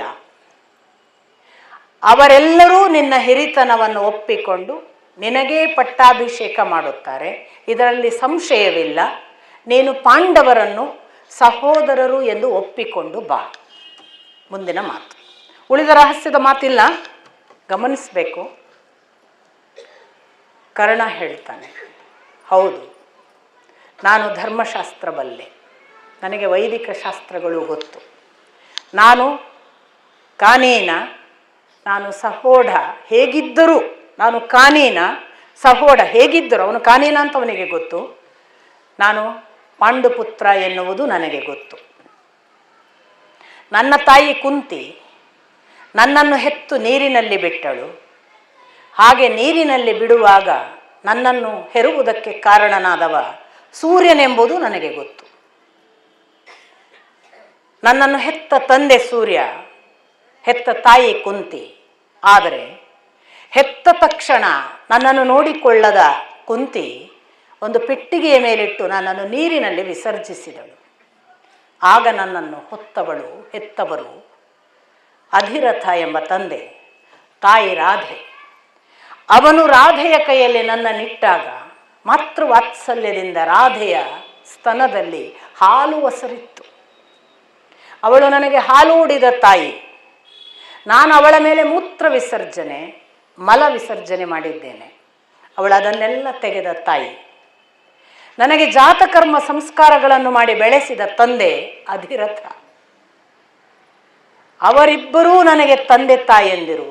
ಅವರ ಪಿತೃ ಸಂಸ್ಕಾರವನ್ನು ಮಾಡುವ ಪಿಂಡೋದಕಗಳಿಗೆ ನಾನೇ ಮಗನಾಗಿ ಇರಬೇಕಲ್ಲವೇ? ಅದು ಧರ್ಮಶಾಸ್ತ್ರ ತಾನೇ ಕೃಷ್ಣ. ಅದಾದ ಬಳಿಕ ನಾನು ಮದುವೆ ಆಗಿದ್ದೇನೆ. ನನ್ನ ಜೊತೆಗೆ ಅನೇಕ ಸ್ತ್ರೀಯರಿದ್ದಾರೆ. ಆ ಮದುವೆಯಾದ ಸ್ತ್ರೀಯರು, ನನಗೆ ಹುಟ್ಟಿರುವ ಮಕ್ಕಳು, ಈ ಸಂಸಾರವೂ ನನ್ನ ಜೊತೆಗಿದೆ. ಈಗ ನಾನು ಅವರ ಋಣದಲ್ಲೂ ಇದ್ದೇನೆ. ಆ ಋಣಗಳನ್ನೆಲ್ಲ ಬಿಟ್ಟು ಸಾಂಸಾರಿಕ ಬಂಧನವನ್ನು ತ್ಯಜಿಸಿ ನಾನು ಪಾಂಡವರ ಜೊತೆಗೆ ಕೈ ಜೋಡಿಸಬೇಕು ಎನ್ನುತ್ತೀಯ? ಯಾವ ಸುಖ, ಯಾವ ಭಯ, ಯಾವ ಲೋಭದ ಕಾರಣಕ್ಕೂ ನಾನು ಈ ಬಂಧನವನ್ನು ಕಳಚಿಕೊಳ್ಳುವುದಿಲ್ಲ. ನನ್ನ ಸಂಸಾರದ ಜೊತೆಗೆ ನಾನಿರುತ್ತೇನೆ. ದುರ್ಯೋಧನ ನನ್ನ ಮೇಲೆ ಬಹಳ ಭರವಸೆಯನ್ನಿಟ್ಟ ಮಿತ್ರ. ನನಗಾಗಿ ತನ್ನ ಸರ್ವ ಸುಖಗಳನ್ನು ನನ್ನ ಜೊತೆಗೆ ಹಂಚಿದ್ದಾನೆ. ದುರ್ಯೋಧನನ ಜೊತೆಗಿರುವ ಅಷ್ಟೂ ಜನ, ಅವನ ಅನುಜರು ಕೂಡ ನನ್ನೊಂದಿಗೆ ಸಂಪೂರ್ಣ ಸುಖ ಸಂಪತ್ತುಗಳನ್ನು ಹಂಚಿಕೊಂಡಿದ್ದಾರೆ. ನನಗೆ ಅವನ ಜೊತೆಗೆ ಉಂಡ ಮನೆಯ ಋಣವಿದೆ. ನಾನು ಉಂಡ ಮನೆಗೆ ಎರಡು ಬಗೆಯುವುದಾ? ಅದು ಧರ್ಮವ? ನಾನು ಅದನ್ನೂ ಮಾಡುವುದಿಲ್ಲ. ನಾನು ದುರ್ಯೋಧನ ನನ್ನನ್ನು ಮುಂದಿಟ್ಟು ಯಾವುದೋ ಯುದ್ಧ ಮಾಡಬೇಕೆಂದು ಹೊರಟ ಭರವಸೆಯಲ್ಲಿದ್ದಾನೆ. ನಾನು ಅವನ ಭರವಸೆಗಾಗಿ ಎಂದೂ ಅವನಿಗೆ ವಂಚನೆ ಮಾಡುವುದಿಲ್ಲ. ಋಣ ಸಂದಾಯಕ್ಕೊಂದು ಅವಕಾಶ ಉಪಕಾರ ಸ್ಮರಣೆಗೆ ಒಂದು ಸಂದರ್ಭ. ನಾನು ಅವನ ಉಪಕಾರ ಸ್ಮರಣೆ ಮಾಡುವುದಕ್ಕಾಗಿ ಯುದ್ಧ ಮಾಡುವುದನ್ನೇ ಆಯ್ಕೆ ಮಾಡುತ್ತೇನೆ, ಪಾಂಡವರ ಜೊತೆಗೆ ಬರುವುದಿಲ್ಲ. ಕೃಷ್ಣ, ನನಗೆ ಗೊತ್ತು ಪಾಂಡವರು ನಿನ್ನ ವಶವರ್ತಿಗಳು, ನೀನು ಹೇಳಿದಂತೆ ಕೇಳುತ್ತಾರೆ. ನೀನು ಹೇಳಿದ ಹಾಗೆ ಅವರಿಗೆ ನೀನು ನನ್ನ ಜನ್ಮ ರಹಸ್ಯ ಹೇಳಿದೆ ಎಂದಾದರೆ ಪಾಂಡವರು ಈ ಕ್ಷಣ ನನ್ನನ್ನು ಹಿರಿಯನೆಂದು ಒಪ್ಪಿ ಸರ್ವಸ್ವವನ್ನು ನನಗೆ ಧಾರೆ ಎರೆಯುತ್ತಾರೆ. ನಾನು ನಿನ್ನಲ್ಲಿ ಒಂದು ಪ್ರಾರ್ಥನೆ ಮಾಡಿಕೊಳ್ಳುತ್ತೇನೆ, ಯಾವ ಕಾರಣಕ್ಕೂ ಈ ರಹಸ್ಯವನ್ನು ಪಾಂಡವರಿಗೆ ಆಗಲಿ ಯಾರಿಗೂ ಹೇಳಬೇಡ. ಇದು ಕೆಲ ಕಾಲ ಯಾರಿಗೂ ಗೊತ್ತಾಗುವುದು ಬೇಡ. ಯಾಕೆ ಗೊತ್ತಾ? ಒಂದೊಮ್ಮೆ ಯುಧಿಷ್ಠಿರ ಗೆದ್ದರೂ ರಾಜ್ಯ ತ್ಯಾಗ ಮಾಡುತ್ತಾನೆ, ನನಗೆ ಕೊಡುತ್ತಾನೆ. ಅವನು ಖಂಡಿತಕ್ಕೂ ಈ ರಾಜ್ಯವನ್ನು ಆಳುವುದಿಲ್ಲ ನಾನಿರುವವರೆಗೆ. ಆ ಅವನ ಒಳಿತು ಗೊತ್ತಿದ್ದೇ ನಾನು ರಾಜ್ಯ ಬೇಡ ಎನ್ನುವುದು. ಮತ್ತೆ ಒಂದೊಮ್ಮೆ ಅವನು ನನ್ನನ್ನು ಸ್ವೀಕರಿಸುವಂತೆ ನೀನು ಮಾಡಿ ನಿನ್ನ ಮಧ್ಯಸ್ಥಿಕೆಯಲ್ಲಿ ನಾನು ಅವರನ್ನು ಒಪ್ಪಿಕೊಂಡರೂ ಕೂಡ ನನ್ನ ನಡೆ ಏನು ಗೊತ್ತಾ ಕೃಷ್ಣ? ನನಗೆ ಯಾವುದನ್ನು ಪಟ್ಟಾಭಿಷೇಕ ಮಾಡಿ ಅವರು ಅರ್ಪಿಸುತ್ತಾರಲ್ಲ ಅದನ್ನೂ ನಾನು ದುರ್ಯೋಧನನಿಗೆ ಅರ್ಪಿಸುವ ಮಿತ್ರ. ಹಾಗಾಗಿ ಉಪಯೋಗವಿಲ್ಲ. ನೀನು ಪಾಂಡವರ ಜೊತೆಗೆ ಇರು, ಪಾಂಡವರನ್ನು ನಡೆಸು. ನನಗೆ ಗೊತ್ತು ನಾನು ಮಾಡಿದ ಒಂದು ದೊಡ್ಡ ಅಪರಾಧವನ್ನು ನಾನು ಪಶ್ಚಾತ್ತಾಪದಿಂದ ಕ್ಷಮೆ ಕೇಳುತ್ತೇನೆ. ಕೃಷ್ಣ, ದುರ್ಯೋಧನನ ಸ್ನೇಹಕ್ಕೆ ಬಿದ್ದು ನಾನು ಪಾಂಡವರಿಗೆ ಅತ್ಯಂತ ಕಠಿಣ ಮಾತುಗಳನ್ನು ಆಡಿದ್ದೇನೆ. ಅದೊಂದರ ಬಗ್ಗೆ ನನಗೆ ತೀವ್ರ ಪಶ್ಚಾತ್ತಾಪವಿದೆ. ದುರ್ಯೋಧನನಿಗೆ ಕರ್ಣನಿಗೆ ವ್ಯತ್ಯಾಸ ನೋಡಿ. ಒಂದೇ ಒಂದು ಕಡೆ ಪಶ್ಚಾತ್ತಾಪ ಭಾವ ದುರ್ಯೋಧನನಲ್ಲಿಲ್ಲ. ನಾನೇನು ಅಪರಾಧ ಮಾಡಿದ್ದೇನೆ ಅಂತ ಲಿಸ್ಟ್ ಮಾಡ್ತಲೇ ಹೋದ. ಇವ ಒಂದೇ ಮಾತಲ್ಲಿ ಹೇಳಿದ, ತೀವ್ರ ಪಶ್ಚಾತ್ತಾಪವಿದೆ. ಎರಡನೇದು ಹೇಳ್ತಾನೆ, ನಾವು ಉಂಡ ಋಣಕ್ಕೆ ದುರ್ಯೋಧನ ಹೇಳಿದಂತೆ ಯುದ್ಧ ಮಾಡುತ್ತೇವೆ. ಪಾಂಡವರ ಜೊತೆ ನಾನು ಬರುವುದಿಲ್ಲ ಕೃಷ್ಣ. ಯುದ್ಧ ಆಗಲಿ, ನನಗೆ ಗೊತ್ತು. ನೋಡಿ, ಈ ಎಲ್ಲ ಮಾತುಗಳನ್ನು ಗಮನಿಸಿ. ನನಗೆ ಗೊತ್ತು ನಾವು ಯಾರೂ ಉಳಿಯುವುದಿಲ್ಲ. ಉಳಿಯುವುದು ಪಾಂಡವರು ಮಾತ್ರ. ಸ್ವತಃ ನಾನು ನಿನ್ನಲ್ಲಿ ಅರಿಕೆ ಮಾಡಿ ಆರ್ತನಾಗಿ ಪ್ರಾರ್ಥಿಸಿಕೊಳ್ಳುತ್ತೇನೆ. ದುರ್ಯೋಧನನನ್ನು ಅನುಸರಿಸಿ ಬಂದ ಸಕಲ ರಾಜರಿಗೂ ಇಷ್ಟಾರ್ಥ, ಕ್ಷತ್ರಿಯನ ಇಷ್ಟಾರ್ಥ ಸ್ವರ್ಗಪ್ರಾಪ್ತಿ, ಹೋರಾಟ ಮಾಡಿ ಸ್ವರ್ಗಪ್ರಾಪ್ತಿ ಎನ್ನುವ ಇಷ್ಟಾರ್ಥ ಇದೆಯಲ್ಲ, ಅದನ್ನೊಂದನ್ನು ಕರುಣಿಸು. ಇದು ನನ್ನ ಪ್ರಾರ್ಥನೆ. ನಮಗೆ ಸ್ವರ್ಗಪ್ರಾಪ್ತಿಯಾಗುವಂತೆ ಅನುಗ್ರಹಿಸು ಕೃಷ್ಣ. ಅವನು ಬಹಳ ಜ್ಯೋತಿಷ್ಶಾಸ್ತ್ರದಲ್ಲಿ, ಗ್ರಹಗತಿಯ ಲೆಕ್ಕಾಚಾರಗಳಲ್ಲಿ ತುಂಬ ಪರಿಣಿತನಿದ್ದ ಹಾಗೆ ಲೆಕ್ಕಗಳನ್ನೆಲ್ಲ ಕೊಡ್ತಾನೆ. ಇವತ್ತು ಶುಕ್ರ ನಕ್ಷತ್ರ ಯಾವ ಗತಿಯಲ್ಲಿದೆ, ಅದಕ್ಕೆ ಮುಂದೆ ಬಂದು ಸೇರ್ಲಿಕ್ಕಿರುವ ನಕ್ಷತ್ರ ಯಾವುದು, ಗ್ರಹ ಯಾವುದು, ಯಾವ ಯಾವ ಗ್ರಹ ಬಂದಾಗ ಯಾರ್ಯಾರಿಗೆ ಏನೇನಾಗ್ತದೆ ಎಲ್ಲ ಒಂದು ದೊಡ್ಡ ಚಾರ್ಟ್ ಕೊಡ್ತಾನೆ ಕರ್ಣ. ಅದರ ಪ್ರಕಾರ ಹೇಳ್ತಾನೆ, ನನಗೆ ಗೊತ್ತು ನಾವು ಯಾರೂ ಬದುಕುವುದಿಲ್ಲ, ನಾವು ಸಾಯಲಿಕ್ಕೆ ಇದ್ದೇವೆ. ಕೃಷ್ಣ ಎಷ್ಟು ಎಕ್ಯುರೇಟ್ ಹೇಳ್ತಾನೆ ನೋಡಿ. ನೀನು ಅರ್ಜುನನ ಕೈಯಲ್ಲಿ ನಾನು ಹತನಾಗುವುದನ್ನು ನೋಡುತ್ತಿ. ಅಷ್ಟು ಮಾತ್ರ ಹೇಳೋದಿಲ್ಲ ಅವನು. ಈ ಯುದ್ಧದಲ್ಲಿ ಏನೇನು ಸಂಭವಿಸಲಿಕ್ಕಿದೆ ಎನ್ನುವ ಸ್ವಪ್ನಗಳೂ ನನಗೆ ಬಿದ್ದಿವೆ. ಆ ಸ್ವಪ್ನದಲ್ಲಿ ಯುಧಿಷ್ಠಿರ ಬಿಳಿಯ ಶಿರಸ್ತ್ರಾಣ ತೊಟ್ಟು 1000 ಮೆಟ್ಟಲುಗಳನ್ನು ಏರಿ ಉತ್ತರ ದಿಕ್ಕಿನ ಸ್ವರ್ಗ ಸೇರಿದ್ದನ್ನು ನಾನು ಕಂಡಿದ್ದೇನೆ. ಅವನು ಏರುವ ಮೊದಲು ನಮ್ಮ ಮೂಳೆಗಳ ರಾಶಿಯನ್ನು ತುಳಿದು ಹೋದದ್ದನ್ನು ನಾನು ಕಂಡಿದ್ದೇನೆ. ಆಶ್ಚರ್ಯ ನೋಡಿ. ಭೀಷ್ಮ, ದ್ರೋಣ, ಕೃಪ, ಭೀಷ್ಮ, ದ್ರೋಣ ಇವರಿಬ್ಬರನ್ನ ಹೆಸರು ಹೇಳಿ, ದುಶ್ಯಾಸನ, ಶಕುನಿ ಎಲ್ಲರ ಹೆಸರು ಹೇಳಿ, ಇವರೆಲ್ಲ ಕೆಂಪು ವಸ್ತ್ರದ ಶಿರಸ್ತ್ರಾಣ ತೊಟ್ಟಿದ್ದು. ಅಶ್ವತ್ಥಾಮ,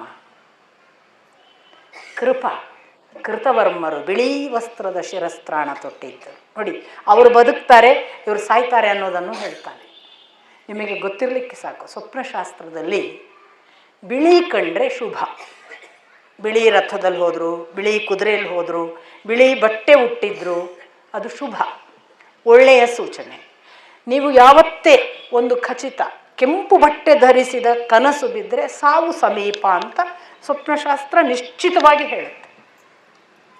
ಹಾಗೆಯೇ ಬೇರೆ ಬೇರೆ ಅರ್ಥಗಳು ಬೇರೆ ಬೇರೆ ವಸ್ತುಗಳಿಗೆ ಇವೆ. ಸ್ವಪ್ನಶಾಸ್ತ್ರವನ್ನೇ ಅಭಿನವಗುಪ್ತ ಬಹಳ ಅದ್ಭುತವಾಗಿ ಬರೆದಿದ್ದಾನೆ. ಸ್ವಪ್ನಶಾಸ್ತ್ರವನ್ನು ಭಾರತೀಯ ಪರಂಪರೆಯ ಹಿನ್ನೆಲೆಯಲ್ಲಿ ನೋಡಿದರೆ ಅಭಿನವ ಅದನ್ನೊಂದು ಪುಸ್ತಕ ರೂಪದಲ್ಲಿ ಕೊಟ್ಟರೆ, ನಮ್ಮಲ್ಲಿ ಈಗಲೂ ಕೂಡ ಪಂಚಾಂಗಗಳಲ್ಲಿ ಯಾವ ಯಾವ ಕನಸಿಗೆ ಏನೇನು ಅರ್ಥ ಅಂತ ಬರೀತಾರೆ. ಸರ್ಪ ಕಂಡ್ರೆ ಏನು, ಕುದುರೆ ಕಂಡ್ರೆ ಏನು, ಕತ್ತೆ ಕಂಡ್ರೆ ಏನು, ಕನಸಿನಲ್ಲಿ ಕತ್ತೆ ಕಂಡ್ರೆ ಅವಮಾನ ಅಂತ ಖಚಿತ ಅಂತ ಬರೀತಾರೆ. ಆಮೇಲೆ ಇದನ್ನೆಲ್ಲ ನೀವು ಹೌದಾ ಅಲ್ವಾ ಅಂತ ಪರಿಶೀಲಿಸಿ ಬದುಕಿನ ಅನುಭವಗಳನ್ನು ನೋಡಿ ಬರೆದದು ಅಂತ ನಾನು ಆ ಅರ್ಥದಲ್ಲಿ ಹೇಳೋದು. ಒಂದು ಶಾಸ್ತ್ರ ಬರಿಬೇಕಾದ್ರೆ ಎಷ್ಟೋ ಅಂಥದ್ದು ಪುನರಾವರ್ತನೆ ಆದಾಗ ಅವರು ಅದನ್ನು ಶಾಸ್ತ್ರ ಅಂತ ಮಾಡ್ತಾರೆ. ಒಂದೇ ದಿನಕ್ಕೆ ಶಾಸ್ತ್ರ ಆಗೋದಿಲ್ಲ. ಒಬ್ಬ ಬಂದು ಧೀಮ್ ತಕೀಟ ಧೀಮ್ ಧೀಮ್ ತಕೀಟ ಧೀಮ್ ಅಂತ ತಾಳ ಹಾಕಿ ಕುಣಿತ ತೋರಿಸಿ ಅದು ಆಕ್ಸೆಪ್ಟ್ ಆದಮೇಲೆ ನಾಟ್ಯಶಾಸ್ತ್ರ ಆಗುತ್ತೆ. ಒಂದೇ ದಿವಸದಲ್ಲಿ ಧೀಮ್ ಅಂದವನದ್ದು ತಾಳವೂ ಆಗೋದಿಲ್ಲ, ನಾಟ್ಯನೂ ಆಗಲ್ಲ. ಅವ ಅದನ್ನು ಖಚಿತವಾಗಿ ಭರತ ಮುನಿಯ ಹಾಗೆ ಪ್ರತಿ ಒಂದಕ್ಕೂ ಅದಕ್ಕೆ ಅರ್ಥ ಕೊಟ್ಟು ಈ ಹೆಜ್ಜೆಗೆ ಹೀಗೆ ಅಂದಾಗ ಅದು ಶಾಸ್ತ್ರ ಆಗುತ್ತೆ. ಹಾಗಾಗಿ ಕಲೆ ಮೊದಲು ಆಮೇಲೆ ಶಾಸ್ತ್ರ, ಅನುಭವ ಮೊದಲು ಆಮೇಲೆ ಶಾಸ್ತ್ರ. ಹಾಗಾಗಿ ಅನುಭವಗಳ ಆಧಾರದ ಮೇಲೆ ಸ್ವಪ್ನಶಾಸ್ತ್ರ ಇದೆ. ಕರ್ಣ ಇಂಥ ಸೂಚನೆಗಳನ್ನೆಲ್ಲ ತಾನು ಕಂಡದ್ದನ್ನು ಹೇಳ್ತಾನೆ.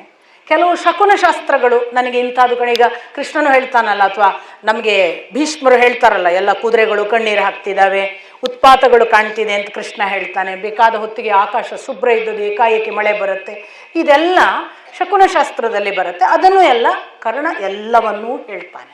ಜ್ಯೋತಿಷ್ಶಾಸ್ತ್ರ, ಸ್ವಪ್ನಶಾಸ್ತ್ರ, ಶಕುನಶಾಸ್ತ್ರಗಳನ್ನೊಳಗೊಂಡ ಕರ್ಣನ ಮಾತುಗಳು ತನಗೆ ಯುದ್ಧದಲ್ಲಿ ಅವನು ಯುದ್ಧವನ್ನು ಒಂದು ಯಜ್ಞಕ್ಕೆ ಹೋಲಿಸ್ತಾನೆ. ಅದರಲ್ಲಿ ಹೋತೃ ಯಾರು, ಯಾರು ಅದಕ್ಕೆ ಯಜ್ಞ ಪಶು, ಯಾರು ಅಧ್ವರ್ಯುಗಳು, ಯಾರು ಮುಂದೆ ಅವನು ಹೇಳ್ತಾನೆ ಎಲ್ಲಿವರೆಗೆ ಅಂದರೆ ಗಾಂಧಾರಿಯ ಸಹಿತವಾಗಿ ಇಡೀ ದುರ್ಯೋಧನನ ವಂಶದ ಅಷ್ಟೂ ಸ್ತ್ರೀಯರು ಹೆಣ ನೋಡಲಿಕ್ಕೆ ಕುರುಕ್ಷೇತ್ರಕ್ಕೆ ಬಂದ ಮೇಲೆ ಯಜ್ಞದ ಅವಭೃತ ಸ್ನಾನ ಅಂತಾನೆ, ಅಷ್ಟೂ ಸಾಯ್ತಾರೆ ಅನ್ನೋದೆಲ್ಲ ಗೊತ್ತು. ಇದು ಕರ್ಣನ ಮಾತು. ಕೃಷ್ಣ ಹೇಳ್ತಾನೆ, ನಾನು ನಿನಗೆ ಗೊತ್ತಿಲ್ಲದ್ದನ್ನು ಹೇಳಲು ಬಂದಿಲ್ಲ. ನೀನು ಹೇಳಿದ್ದೆಲ್ಲವೂ ಸತ್ಯ ಮತ್ತು ಹೀಗೆಯೇ ನಡೆಯುತ್ತದೆ. ನೀನು ಹೇಳಿದಂತೆಯೇ ದುರ್ಯೋಧನಾದಿಗಳೊಬ್ಬರೂ ಉಳಿಯುವುದಿಲ್ಲ. ಅವರೆಲ್ಲರೂ ಸರ್ವನಾಶ ಆಗುವುದಕ್ಕೆ ಈ ಯುದ್ಧ ಕಾರಣವಾಗುತ್ತದೆ. ಅದನ್ನು ತಪ್ಪಿಸುವ ಸಾಧ್ಯತೆ ಯಾರ ಬಳಿ ಇದೆ ಅವರ ಬಳಿ ನಾನು ಹೋಗಿ ವಿನಂತಿಸಿಕೊಳ್ಳುತ್ತಿದ್ದೇನೆ. ನೀನು ಈಗಲೂ ತಪ್ಪಿಸಬಹುದು. ನೀನೊಬ್ಬ ತಪ್ಪಿಸಿದರೆ ಮತ್ತೆ ಅಷ್ಟೂ ಜನ ಉಳಿಯುತ್ತಾರೆ. ಅದಕ್ಕೆ ನಿನಗೊಂದು ಆಯ್ಕೆ ಕೊಟ್ಟು ನಾನು ಈ ಮಾತನ್ನು ಹೇಳಲು ಬಂದಿದ್ದೇನೆ. ಇಲ್ಲ ಕೃಷ್ಣ, ನಾನು ಯುದ್ಧದಲ್ಲಿ ಸತ್ತು ವೀರಸ್ವರ್ಗ ಸೇರುವುದನ್ನು ಆಯ್ಕೆ ಮಾಡಿಕೊಂಡಿದ್ದೇನೆ. ಶರಣಾಗತನಾಗಿ ಮತ್ತೆ ವಂಶ ಉಳಿಯುವುದರ ಬಗ್ಗೆ ನನಗೆ ಯಾವ ನಂಬಿಕೆಗಳು ಇಲ್ಲ. ಮತ್ತೆ ಹೇಳ್ತಾನೆ, ನನ್ನ ಮತ್ತು ನಿನ್ನ ಮಧ್ಯೆ ನಡೆದ ಈ ರಹಸ್ಯದ ಮಾತು ನಮ್ಮಿಬ್ಬರಿಗೆ ಮಾತ್ರ ಗೊತ್ತಿರಲಿ. ಮೂರನೆಯವರಿಗೆ ಇದು ತಿಳಿಯದಂತೆ ಕೆಲ ಕಾಲವಾದರೂ ಎಚ್ಚರ ವಹಿಸು. ಕರ್ಣನನ್ನು ಕೃಷ್ಣ ಯಾಕೆ ಕೇಳಕ್ಕೆ ಹೋದ? ಅನೇಕರು ಹೇಳುವ ಹಾಗೆ, ನಾನು ಹಿಂದೆ ಪ್ರಾರಂಭದಲ್ಲಿ ಎಲ್ಲೋ ಸೂಚ್ಯವಾಗಿ ಮಾತಾಡ್ತಾ ಹೇಳಿದೆ, ಕರ್ಣನಿಗೆ ಹೇಳಿ ಇದೊಂದು ಭೇದ ನೀತಿ ಅಂತ. ಈಗ ಸಾಮದಾನ ಆದಮೇಲೆ ಭೇದ, ಅವರವರ ನಡುವೆ ಒಂದು ಭೇದ ತಂದು ನೋಡುವುದು, ರಾಜರಾಜರ ಮಧ್ಯೆ ಭೇದ ಹುಟ್ಟಿಸಿ ಸಾಧ್ಯವಾ ನೋಡುವುದು. ಇದು ಒಂದು ಅಂದರೆ ಯುದ್ಧ ನೀತಿಯಲ್ಲಿ ಒಂದು ಅದನ್ನು ಯುದ್ಧ ನೀತಿಯಾಗಿಯೂ ನೀವು ಗಮನಿಸ್ಬೋದು. ಕೃಷ್ಣ ಅದನ್ನು ಮಾಡಿದ್ದಾನೆ. ದುರ್ಯೋಧನನನ್ನು ಹೇಳಿ ನೋಡಿದ, ಅವನೇನು ಕೇಳಲಿಲ್ಲ. ಅಲ್ಲೇ ಹೇಳ್ಬೋದಿತ್ತಲ್ಲ ಅಂತ ನೀವು ಕೇಳ್ಬೋದು. ಅವನು ಸಭಾಂಗಣದಲ್ಲಿ ಇಲ್ಲ, ಅವನು ಶಪಥ ಮಾಡಿದ್ದಾನಲ್ಲ, ಭೀಷ್ಮಾಚಾರ್ಯರು ಇರುವುದವರೆಗೆ ನಾನು ಸಭಾಂಗಣದಲ್ಲಿ ಮಾತಿಗೂ ಬರಲ್ಲ, ರಣಾಂಗಣದಲ್ಲಿ ಯುದ್ಧಕ್ಕೂ ಬರಲ್ಲ. ಹಾಗಾಗಿ ಅವನನ್ನು ಏಕಾಂತಕ್ಕೆ ಕರ್ಕೊಂಡು ಹೋಗಿ ಕೇಳುವುದು ಅನಿವಾರ್ಯವಾಯಿತು ಅಷ್ಟೇ, ಅಲ್ಲಿಲ್ಲ ಅವನು. ಎರಡನೆಯದ್ದು, ಕರ್ಣನ ಹತ್ರ ಈ ಭೇದ ನೀತಿಯನ್ನು ಬಳಸುವಾಗ ಕೃಷ್ಣನಿಗೆ ನಾನು ನಿಮಗೆ ಹೇಳಿದೆ, ಕೇವಲ ದುರುದ್ದೇಶ, ದುರ್ಯೋಧನನ ವಿರುದ್ಧ ಇವನನ್ನು ಎತ್ತಿಕಟ್ಟಿ ನಮ್ಮ ಪಕ್ಷಕ್ಕೆ ತಗೊಂಡು ಯುದ್ಧ ಮಾಡಬೇಕು ಅಂತಿಲ್ಲ ಅಂತ ನಿಮಗೆ ಅವನ ಮಾತಿನಲ್ಲೇ ಗೊತ್ತಾಗುತ್ತೆ. ಅವ ಹೇಳ್ತಿದ್ದಾನೆ, ಯುದ್ಧ ಮುಕ್ತಾಯ, ನಿನ್ನನ್ನು ಪಟ್ಟಾಭಿಷಿಕ್ತನನ್ನಾಗಿ ದೊರೆಯಾಗಿ ಸ್ವೀಕರಿಸುವ ಹಾಗೆ ಪಾಂಡವರಿಗೆ ಹೇಳ್ತೇನೆ. ಹಾಗಾಗಿ ನಿನ್ನನ್ನು ಪಟ್ಟಾಭಿಷೇಕ ಮಾಡ್ತೇವೆ ಅಂತ ಕರೆದಿದ್ದಾನೆ ಹೊರತು ದುರ್ಯೋಧನನ ವಿರುದ್ಧ ಹೋರಾಡು ಅಂತಲ್ಲ. ಆಮೇಲೆ ಮೂರನೇದು ಹೇಳಿದ್ದವನು, ನಿನ್ನ ಮೂಲಕ ಶಾಂತಿ ಸ್ಥಾಪನೆ ಆಗಲಿ, ಯುದ್ಧ ನಿಲ್ಲಿಸು ಅಂತ. ಹಾಗಾಗಿ ಯುದ್ಧದ ವಿರುದ್ಧ ಪಕ್ಷವಾಗಿ ದುರ್ಯೋಧನನ ಜೊತೆಗೆ ಹೋರಾಡಲಿಕ್ಕೆ ಬಾ ಅಂತ ಕರೆದದ್ದಲ್ಲ. ಈ ಎಚ್ಚರ ಇರಬೇಕು. ಕರೆದದ್ದಲ್ಲ ಅನ್ನೋದು ಅವನ ಮುಂದಿನ ಮಾತುಗಳಲ್ಲೇ ಗೊತ್ತಾಗ್ತದೆ. ನೀನು ಯುದ್ಧ ಮಾಡು, ಬಾ ನಮ್ಮ ಪಕ್ಷಕ್ಕೆ ಸೇರು ಅಂತ ಕೇಳಿದರೆ ನಾವು ಹೇಳುವ ಆರ್ಗ್ಯುಮೆಂಟಿಗೆ ಒಂದು ಸಮರ್ಥನೆ ಇದೆ. ಅಲ್ಲಿ ಕೃಷ್ಣನ ಅಂಥ ಉಲ್ಲೇಖವೇ ಇಲ್ಲ. ಕೃಷ್ಣ ಹೇಳಿದ್ದೇ ಇಷ್ಟನ್ನು, ನೀನು ಪಟ್ಟಾಭಿಷಿಕ್ತನಾಗು, ನೀನೇ ದೊರೆಯಾಗು, ಪಾಂಡವರನ್ನು ನಾನು ಒಪ್ಪಿಸ್ತೇನೆ. ಹಾಗಾಗಿ ಆ ಮಾತು ಇಲ್ಲ. ಇನ್ನು ಯಾಕೆ ಬಹಳ ವಿಶೇಷವಾದ ಒಂದು ವಿವರಣೆಯನ್ನು ಕೊಡಬಹುದಾದರೆ, ಶ್ರೀರಾಮಚಂದ್ರ ವಾಲಿ ಸುಗ್ರೀವರ ಯುದ್ಧ ಮಾಡಿದಾಗ ಒಂದು ಘಟನೆ ನಡೀತದೆ. ಪ್ರಥಮದಲ್ಲಿ ಯುದ್ಧ ಆಗುವಾಗ ಅವರು ಇಬ್ಬರು ಒಬ್ರಿಗೊಬ್ಬರು ಕದನ ಮಾಡಿ ಸಾಯುವ ಸಂದರ್ಭ ಬರುತ್ತೆ ಸುಗ್ರೀವನಿಗೆ. ನೀವಿಬ್ಬರು ಹೊಡೆದಾಡುವಾಗ ನಾನು ವಾಲಿಯನ್ನು ಕೊಲ್ತೀನಿ ಅಂತ ನಿತ್ತವ, ಕೊಲ್ಲಲ್ಲ. ಸುಗ್ರೀವ ಜೀವ ಉಳಿದ್ರೆ ಸಾಕು ಓಡಿ ಬಂದು ಹೇಳಿದ, ನಿನ್ನನ್ನು ನಂಬಿ ಯುದ್ಧ ಮಾಡಿದರೆ ನೀನೊಳ್ಳೆ ಮಧ್ಯದಲ್ಲಿ ಕೈ ಬಿಡೋ ಮರೆಯ, ಸತ್ತೋಗ್ತಿದ್ದೆ ಅಂತ. ಆಗ ಒಂದು ರಾಮಾಯಣದಲ್ಲೂ ಒಂದು ಉತ್ತರ ಏನಿದೆ ಶ್ರೀರಾಮಚಂದ್ರನದು ಅಂದರೆ, ನಾವು ಇಬ್ಬರು ಒಂದೇ ಥರ ಕಂಡ್ರೆ ನನಗೆ ಏನು ಮಾಡೋದು ಗೊತ್ತಾಗಲಿಲ್ಲ ಅಂತ. ಯಾರಿಗೆ ಹೊಡೆಯೋದು? ನಾನು ಹೊಡೆದದ್ದು ಸುಗ್ರೀವನಿಗೋ ವಾಲಿಗೋ ಅಂತ ಗೊತ್ತಾಗದೆ ನಾನು ಸುಗ್ರೀವನನ್ನು ಹೊಡೆದ್ರೆ ಅದಕ್ಕೆ ಬಿಟ್ಟೆ ಅಂತ ಒಂದು ಸಮಜಾಯಿಸುವ ಉತ್ತರ ಇದೆ. ಅದು ಸಮಜಾಯಿಸುವ ಉತ್ತರ. ರಾಮಚಂದ್ರನಿಗೆ ಗೊತ್ತಿತ್ತು ಅಂತ ಒಂದು ವಿಶೇಷ ವ್ಯಾಖ್ಯಾನ ಇದೆ. ಇದನ್ನು ಶ್ರೀ ಮಧ್ವಾಚಾರ್ಯರು ಮಹಾಭಾರತ ತಾತ್ಪರ್ಯ ನಿರ್ಣಯದಲ್ಲಿ ತುಂಬ ವಿಶೇಷವಾಗಿ ಅದನ್ನು ವಿವರಿಸ್ತಾರೆ. ಅವ್ರು ಏನು ಹೇಳ್ತಾರೆ ಅಂದರೆ, ರಾಮಚಂದ್ರ ಅಷ್ಟು ಮೂರ್ಖನಲ್ಲ. ಅವನಿಗೆ ತುಂಬ ಚೆನ್ನಾಗಿ ಗೊತ್ತಿತ್ತು ಸುಗ್ರೀವ ಯಾರು, ವಾಲಿ ಯಾರು ಗುರುತಿಸಲಾಗದಷ್ಟು ಪೆದ್ದ ಇದ್ದಿದ್ರೆ ಅವನು ನಾನು ಕೊಲ್ತೇನೆ, ಈ ಮರದ ಹಿಂದೆ ನಿಲ್ತೇನೆ ಅಂತ ಮೊದಲೇ ಹೇಳ್ತಿರ್ಲಿಲ್ಲ. ಮೊದಲೇ ಅವನು ಹೇಳ್ತಿದ್ದ, ನೀವು ಒಬ್ಬರೇ ಒಂದೇ ಥರ ಇದ್ದೀರಿ, ಹಾರ ಹಾಕ್ಕೊಳ್ಳಿ ಒಬ್ಬ ಅಂತ ಆಗಲೇ ಹೇಳ್ತಿದ್ದ. 1ನೇ ದಿನದ ಯುದ್ಧಾವಕಾಶ ಮುಗಿಸಿ 2ನೇ ದಿನಕ್ಕಾಗುವಾಗ ಸುಗ್ರೀವನಿಗೆ ಮತ್ತೆ ಕನ್ವಿನ್ಸ್ ಮಾಡಲಿಕ್ಕೋಸ್ಕರ ನೀನೊಂದು ಹಾರ ಹಾಕೋ, ನನಗೆ ಪಕ್ಕ ಗೊತ್ತಾಗ್ತದೆ ನೀನು ಯಾರು ಅಂತ ಒಂದು ಹೂವಿನ ಹಾರ ಹಾಕಿಸಿದ. ಹನುಮಂತ ಹಾಕಿದ ಅಂತ, ಅಥವಾ ಲಕ್ಷ್ಮಣ ಹಾಕಿದ, ಅಲ್ಲಿ ಭಿನ್ನಾಭಿಪ್ರಾಯಗಳಿವೆ, ಇರಲಿ. ಇದನ್ನು ಯಾಕೆ ಮಾಡಿದ? ಹಾಗಾದರೆ ಗೊತ್ತಿದ್ದು ಬಾಣ ಹೊಡೆಯದೆ ಯಾಕೆ ಬಿಟ್ಟ ರಾಮ ಅಂತ ಒಂದು ವ್ಯಾಖ್ಯಾನ. ಮಧ್ವಾಚಾರ್ಯರು ಹೇಳ್ತಾರೆ, ಅಣ್ಣ ತಮ್ಮಂದಿರ ಮಧ್ಯೆ ಮೂರನೆಯವ ಹೋಗಬಾರ್ದು ಅಂತ. ಅಣ್ಣ ತಮ್ಮಂದಿರಿಗೆ ಒಂದಲ್ಲ ಒಂದು ಹೊತ್ತಿಗೆ ಹೊಕ್ಕುಳ ಬಳ್ಳಿಯ ಕನೆಕ್ಟಿವಿಟಿ ಆಗಿ ಅವರು ದೇರ್ ಆರ್ ಚಾನ್ಸಸ್, ಅವ್ರು ಕೂಡ್ಬೋದು, ಅವರು ಒಂದಾಗುವ ಚಾನ್ಸ್ ಇರುತ್ತೆ. ಆ ಅವಕಾಶವನ್ನು ಕಳಚಿ ಬಿಡಬಾರ್ದು. ಅವರು ಒಂದಾದರೆ ಒಂದಾಗಲಿ ಅಂತ ದೂರ ನಿಂತು ಮೂರನೇವ ನೋಡಬೇಕಂತೆ. ಅಣ್ಣ ತಮ್ಮಂದ್ರು ಹೊಡೆದಾಡಿದ್ರು, ಅದು ಅಣ್ಣ ತಮ್ಮಂದ್ರು ಎಷ್ಟು ಹೊಡೆದಾಡಿದ್ರೂ ಕೂಡ ನೋಡಿ ಎತ್ತಿ ಒಗೆಯುವ ಹೊತ್ತು ಅಲ್ವಾ ಬಾಹುಬಲಿ. ಈ ಅಣ್ಣನನ್ನು ಕೊಂದು ಈ ಭೂಮಿ ತಗೊಂಡು ನನಗೇನಾಗಲಿಕ್ಕಿದೆ ಅಂತ ಇಳಿಸಿ ನಮಸ್ಕರಿಸಲಿಲ್ವಾ? ಅಣ್ಣ ತಮ್ಮಂದ್ರಿಗೆ ಏನೂ ಆಗ್ಬೋದು, ಲಾಸ್ಟ್ ಮೊಮೆಂಟ್ವರೆಗೂ ಕೂಡ ಅದನ್ನು ಹೊಕ್ಕುಳ ಬಂಧ ಅಂತ ಹೇಳೋದು. ಅದು ಒಂದಲ್ಲ ಒಂದು ಸೆಳೆತಕ್ಕೆ ಒಳಗಾಗಿ ಅದು ಸ್ವೀಕಾರ ಮಾಡ್ತದೆ. ಅವರು ಜಗಳ ಆಗದ ಹಾಗೆ ಅವರ ಒಳಗೆ ಒಂದು ಯಾವುದೋ ವಿಶೇಷ ಪ್ರಕ್ರಿಯೆ ಕೆಲಸ ಮಾಡುತ್ತೆ. ಅದಕ್ಕೆ ಅವಕಾಶ ಕೊಡಬೇಕು ಅಂತ ರಾಮ ಕಾದ. ನಾಳೆ ಆ ಅವಕಾಶ ಕೊಡಲೇ ಇಲ್ಲ, ನಾವು ಒಂದಾಗ್ತಿದ್ವಿ, ಈ ರಾಮ ಕೊಂದ ಅನ್ನುವ ಅಪರಾಧ ಬರಬಾರ್ದು, ಅಪವಾದ ಬರಬಾರ್ದು ಅಂತ ಸುಮ್ಮನೆ ವೇಟ್ ಮಾಡಿದ ಅಂತ ಮಧ್ವಾಚಾರ್ಯರ ಬಹಳ ಸೂಕ್ಷ್ಮ ವಿಶ್ಲೇಷಣೆ. ಕರ್ಣನಿಗೆ ತಾಯಿ ಯಾರು ಗೊತ್ತಿಲ್ಲದೆ, ಪಾಂಡವರು ಯಾರು ಗೊತ್ತಿಲ್ಲದೆ ಒಂದು ವೇಳೆ ಯುದ್ಧ ಮಾಡ್ತಿದ್ದಾನೆ ಅಂದುಕೊಂಡಿದ್ದರೆ ನಾಳೆ ಒಂದು ಮಾತು ಉಳಿಬಾರ್ದಲ್ಲ ಕೃಷ್ಣನ ಮಟ್ಟಿಗೆ. ನೀನು ನನಗೆ ಅವರು ನನ್ನ ಅಣ್ಣಂದರು ತಮ್ಮಂದರು ಅಂತ ಯಾಕೆ ಹೇಳಲಿಲ್ಲ? ಕೃಷ್ಣ ಈ ಮಾತುಗಳನ್ನು ಇಲ್ಲಿ ಹೇಳದಿದ್ರು ಸಂಧಾನಕ್ಕೆ ಹೋಗಬೇಡ ಅಂತ ಯುಧಿಷ್ಠಿರ ಹೇಳ್ತಾನೆ ನೋಡಿ ಫಸ್ಟಿನಲ್ಲಿ. ಬೇಡ ಕೃಷ್ಣ, ನೀನು ಅಂಥ ಜಾಗಕ್ಕೆ ಹೋಗೋದು ಬೇಡ, ನನ್ನಿಂದಾಗಿ ನಿನಗೆ ಅವಮಾನ ಆಗೋದು ಬೇಡ, ಅವ್ರು ಏನು ಮಾಡ್ತಾರೋ ಮಾಡಲಿ, ನಿನ್ನನ್ನು ಕಳ್ಸೋಕ್ಕೆ ನನಗೆ ಮನಸ್ಸಿಲ್ಲ ಅಂದಾಗ ಕೃಷ್ಣ ನನ್ನ ಬಗ್ಗೆ ಚಿಂತೆ ಮಾಡಬೇಡ, ಅವ್ರು ನನಗೇನೂ ಮಾಡಲ್ಲ. ಮತ್ತು ನಾನು ಯಾಕೆ ಹೋಗ್ತೇನೆ ಗೊತ್ತಾ? ಒಂದು ಅವಕಾಶ ಇತ್ತು ಶಾಂತಿಗೆ, ಶಾಂತಿಯ ಅವಕಾಶವನ್ನೇ ಉಪಯೋಗ ಮಾಡದೆ ನೇರ ಯುದ್ಧಕ್ಕೆ ಬಂದರು ಅಂತ ನಾಳೆ ನನ್ನ ಬಗ್ಗೆ ನಿನ್ನ ಬಗ್ಗೆ ಅಪವಾದ ಉಳಿಬಾರ್ದು. ಯಾವ ನಿಂದೆಗೆ ಅಪವಾದ ಉಳಿಯದ ಹಾಗೆ ಕಡೆಗೂ ಅವರು ಒಪ್ಪಲಿಲ್ಲದಿದ್ದರೆ ಯುದ್ಧ ಅಂತಿಮ, ಅದು ಬೇರೆ ಮಾತು. ಆ ಅವಕಾಶಗಳನ್ನೆಲ್ಲವನ್ನು ಉಪಯೋಗಿಸಿಕೊಳ್ಳುವುದು ನಮ್ಮ ಕೈಲಿದೆ. ಹಾಗಾಗಿ ನಿಂದೆ ಬೇಡ, ಹೋಗ್ತೇನೆ ಅಂದಿದ್ದಾಗ ಯುಧಿಷ್ಠಿರನ ಹತ್ರ. ಇಲ್ಲಿ ಕೂಡ ಅವನು ಕರ್ಣನ ಹತ್ರ, ನಿನಗೆ ಅವರು ತಮ್ಮಂದಿರು, ಯೋಚನೆ ಮಾಡು, ನೀನು ಕಾನೀನನ ಅಪ್ಪ ಪಾಂಡುವೆ, ಯಾವ ಕನ್ಯೆ ಯಾವ ಮಗುವನ್ನು ತಾನು ಗಂಡ ಬರುವ ಮೊದಲು ಹೆತ್ತರೂ ಕೂಡ ಆ ಬಂದ ಗಂಡನೇ ಆ ಮಗುವಿಗೆ ಅಪ್ಪ. ಆದ್ದರಿಂದ ನೀನು ಪಾಂಡುವಿನ ಮಗ ಮತ್ತು ದೊಡ್ಡವ. ಈ ಸಂಗತಿಯನ್ನು ಕೃಷ್ಣ ತುಂಬ ಧರ್ಮಸೂಕ್ಷ್ಮದ ವಿಷಯವಾಗಿ ಅಣ್ಣ ತಮ್ಮಂದಿರು ಕೂಡ್ತಿದ್ರೆ ಕೂಡ್ಲಿ ಅನ್ನುವ ಕಾರಣಕ್ಕಾಗಿಯೂ ಈ ಮಾತನ್ನು ಹೇಳಿದ್ದಾನೆ. ಎರಡನೆಯ ಮಾತು, ಕುಂತಿ ನೀನು ಒಪ್ಪಿಕೊಂಡರೆ ತುಂಬ ಸಂತೋಷ ಪಡುತ್ತಾಳೆ ಅನ್ನೋ ಒಂದು ವಾಕ್ಯವನ್ನು ಕೂಡ ಹೇಳ್ತಾನೆ ಕೃಷ್ಣ. ಅವನಿಗೆ ಗೊತ್ತಿತ್ತು, ಸಾರ್ವಜನಿಕವಾಗಿ ಜಾಗತಿಕವಾಗಿ ತನ್ನ ಮಗ ಅಂತ ಘೋಷಿಸದೆ ಒಬ್ಬ ಮಗನನ್ನು ತಾಯಿ ಎಷ್ಟು ದುಃಖದಿಂದ ದೂರದಿಂದಲೇ ಅನುಭವಿಸ್ತಾ ಇದ್ರೆ ಅವಳಿಗೆಷ್ಟು ದುಃಖ ಅಂತ ಅವನಿಗೆ ಗೊತ್ತಿತ್ತು. ಮತ್ತೆ ಆ ತಾಯಿ ಅವನನ್ನು ಸ್ವೀಕರಿಸುವಾಗ ಪಡಬಹುದಾದ ಸಂತೋಷ ಏನು ಅವನು ತನ್ನ ಬದುಕಿನಲ್ಲಿ ನೋಡಿದ್ದ.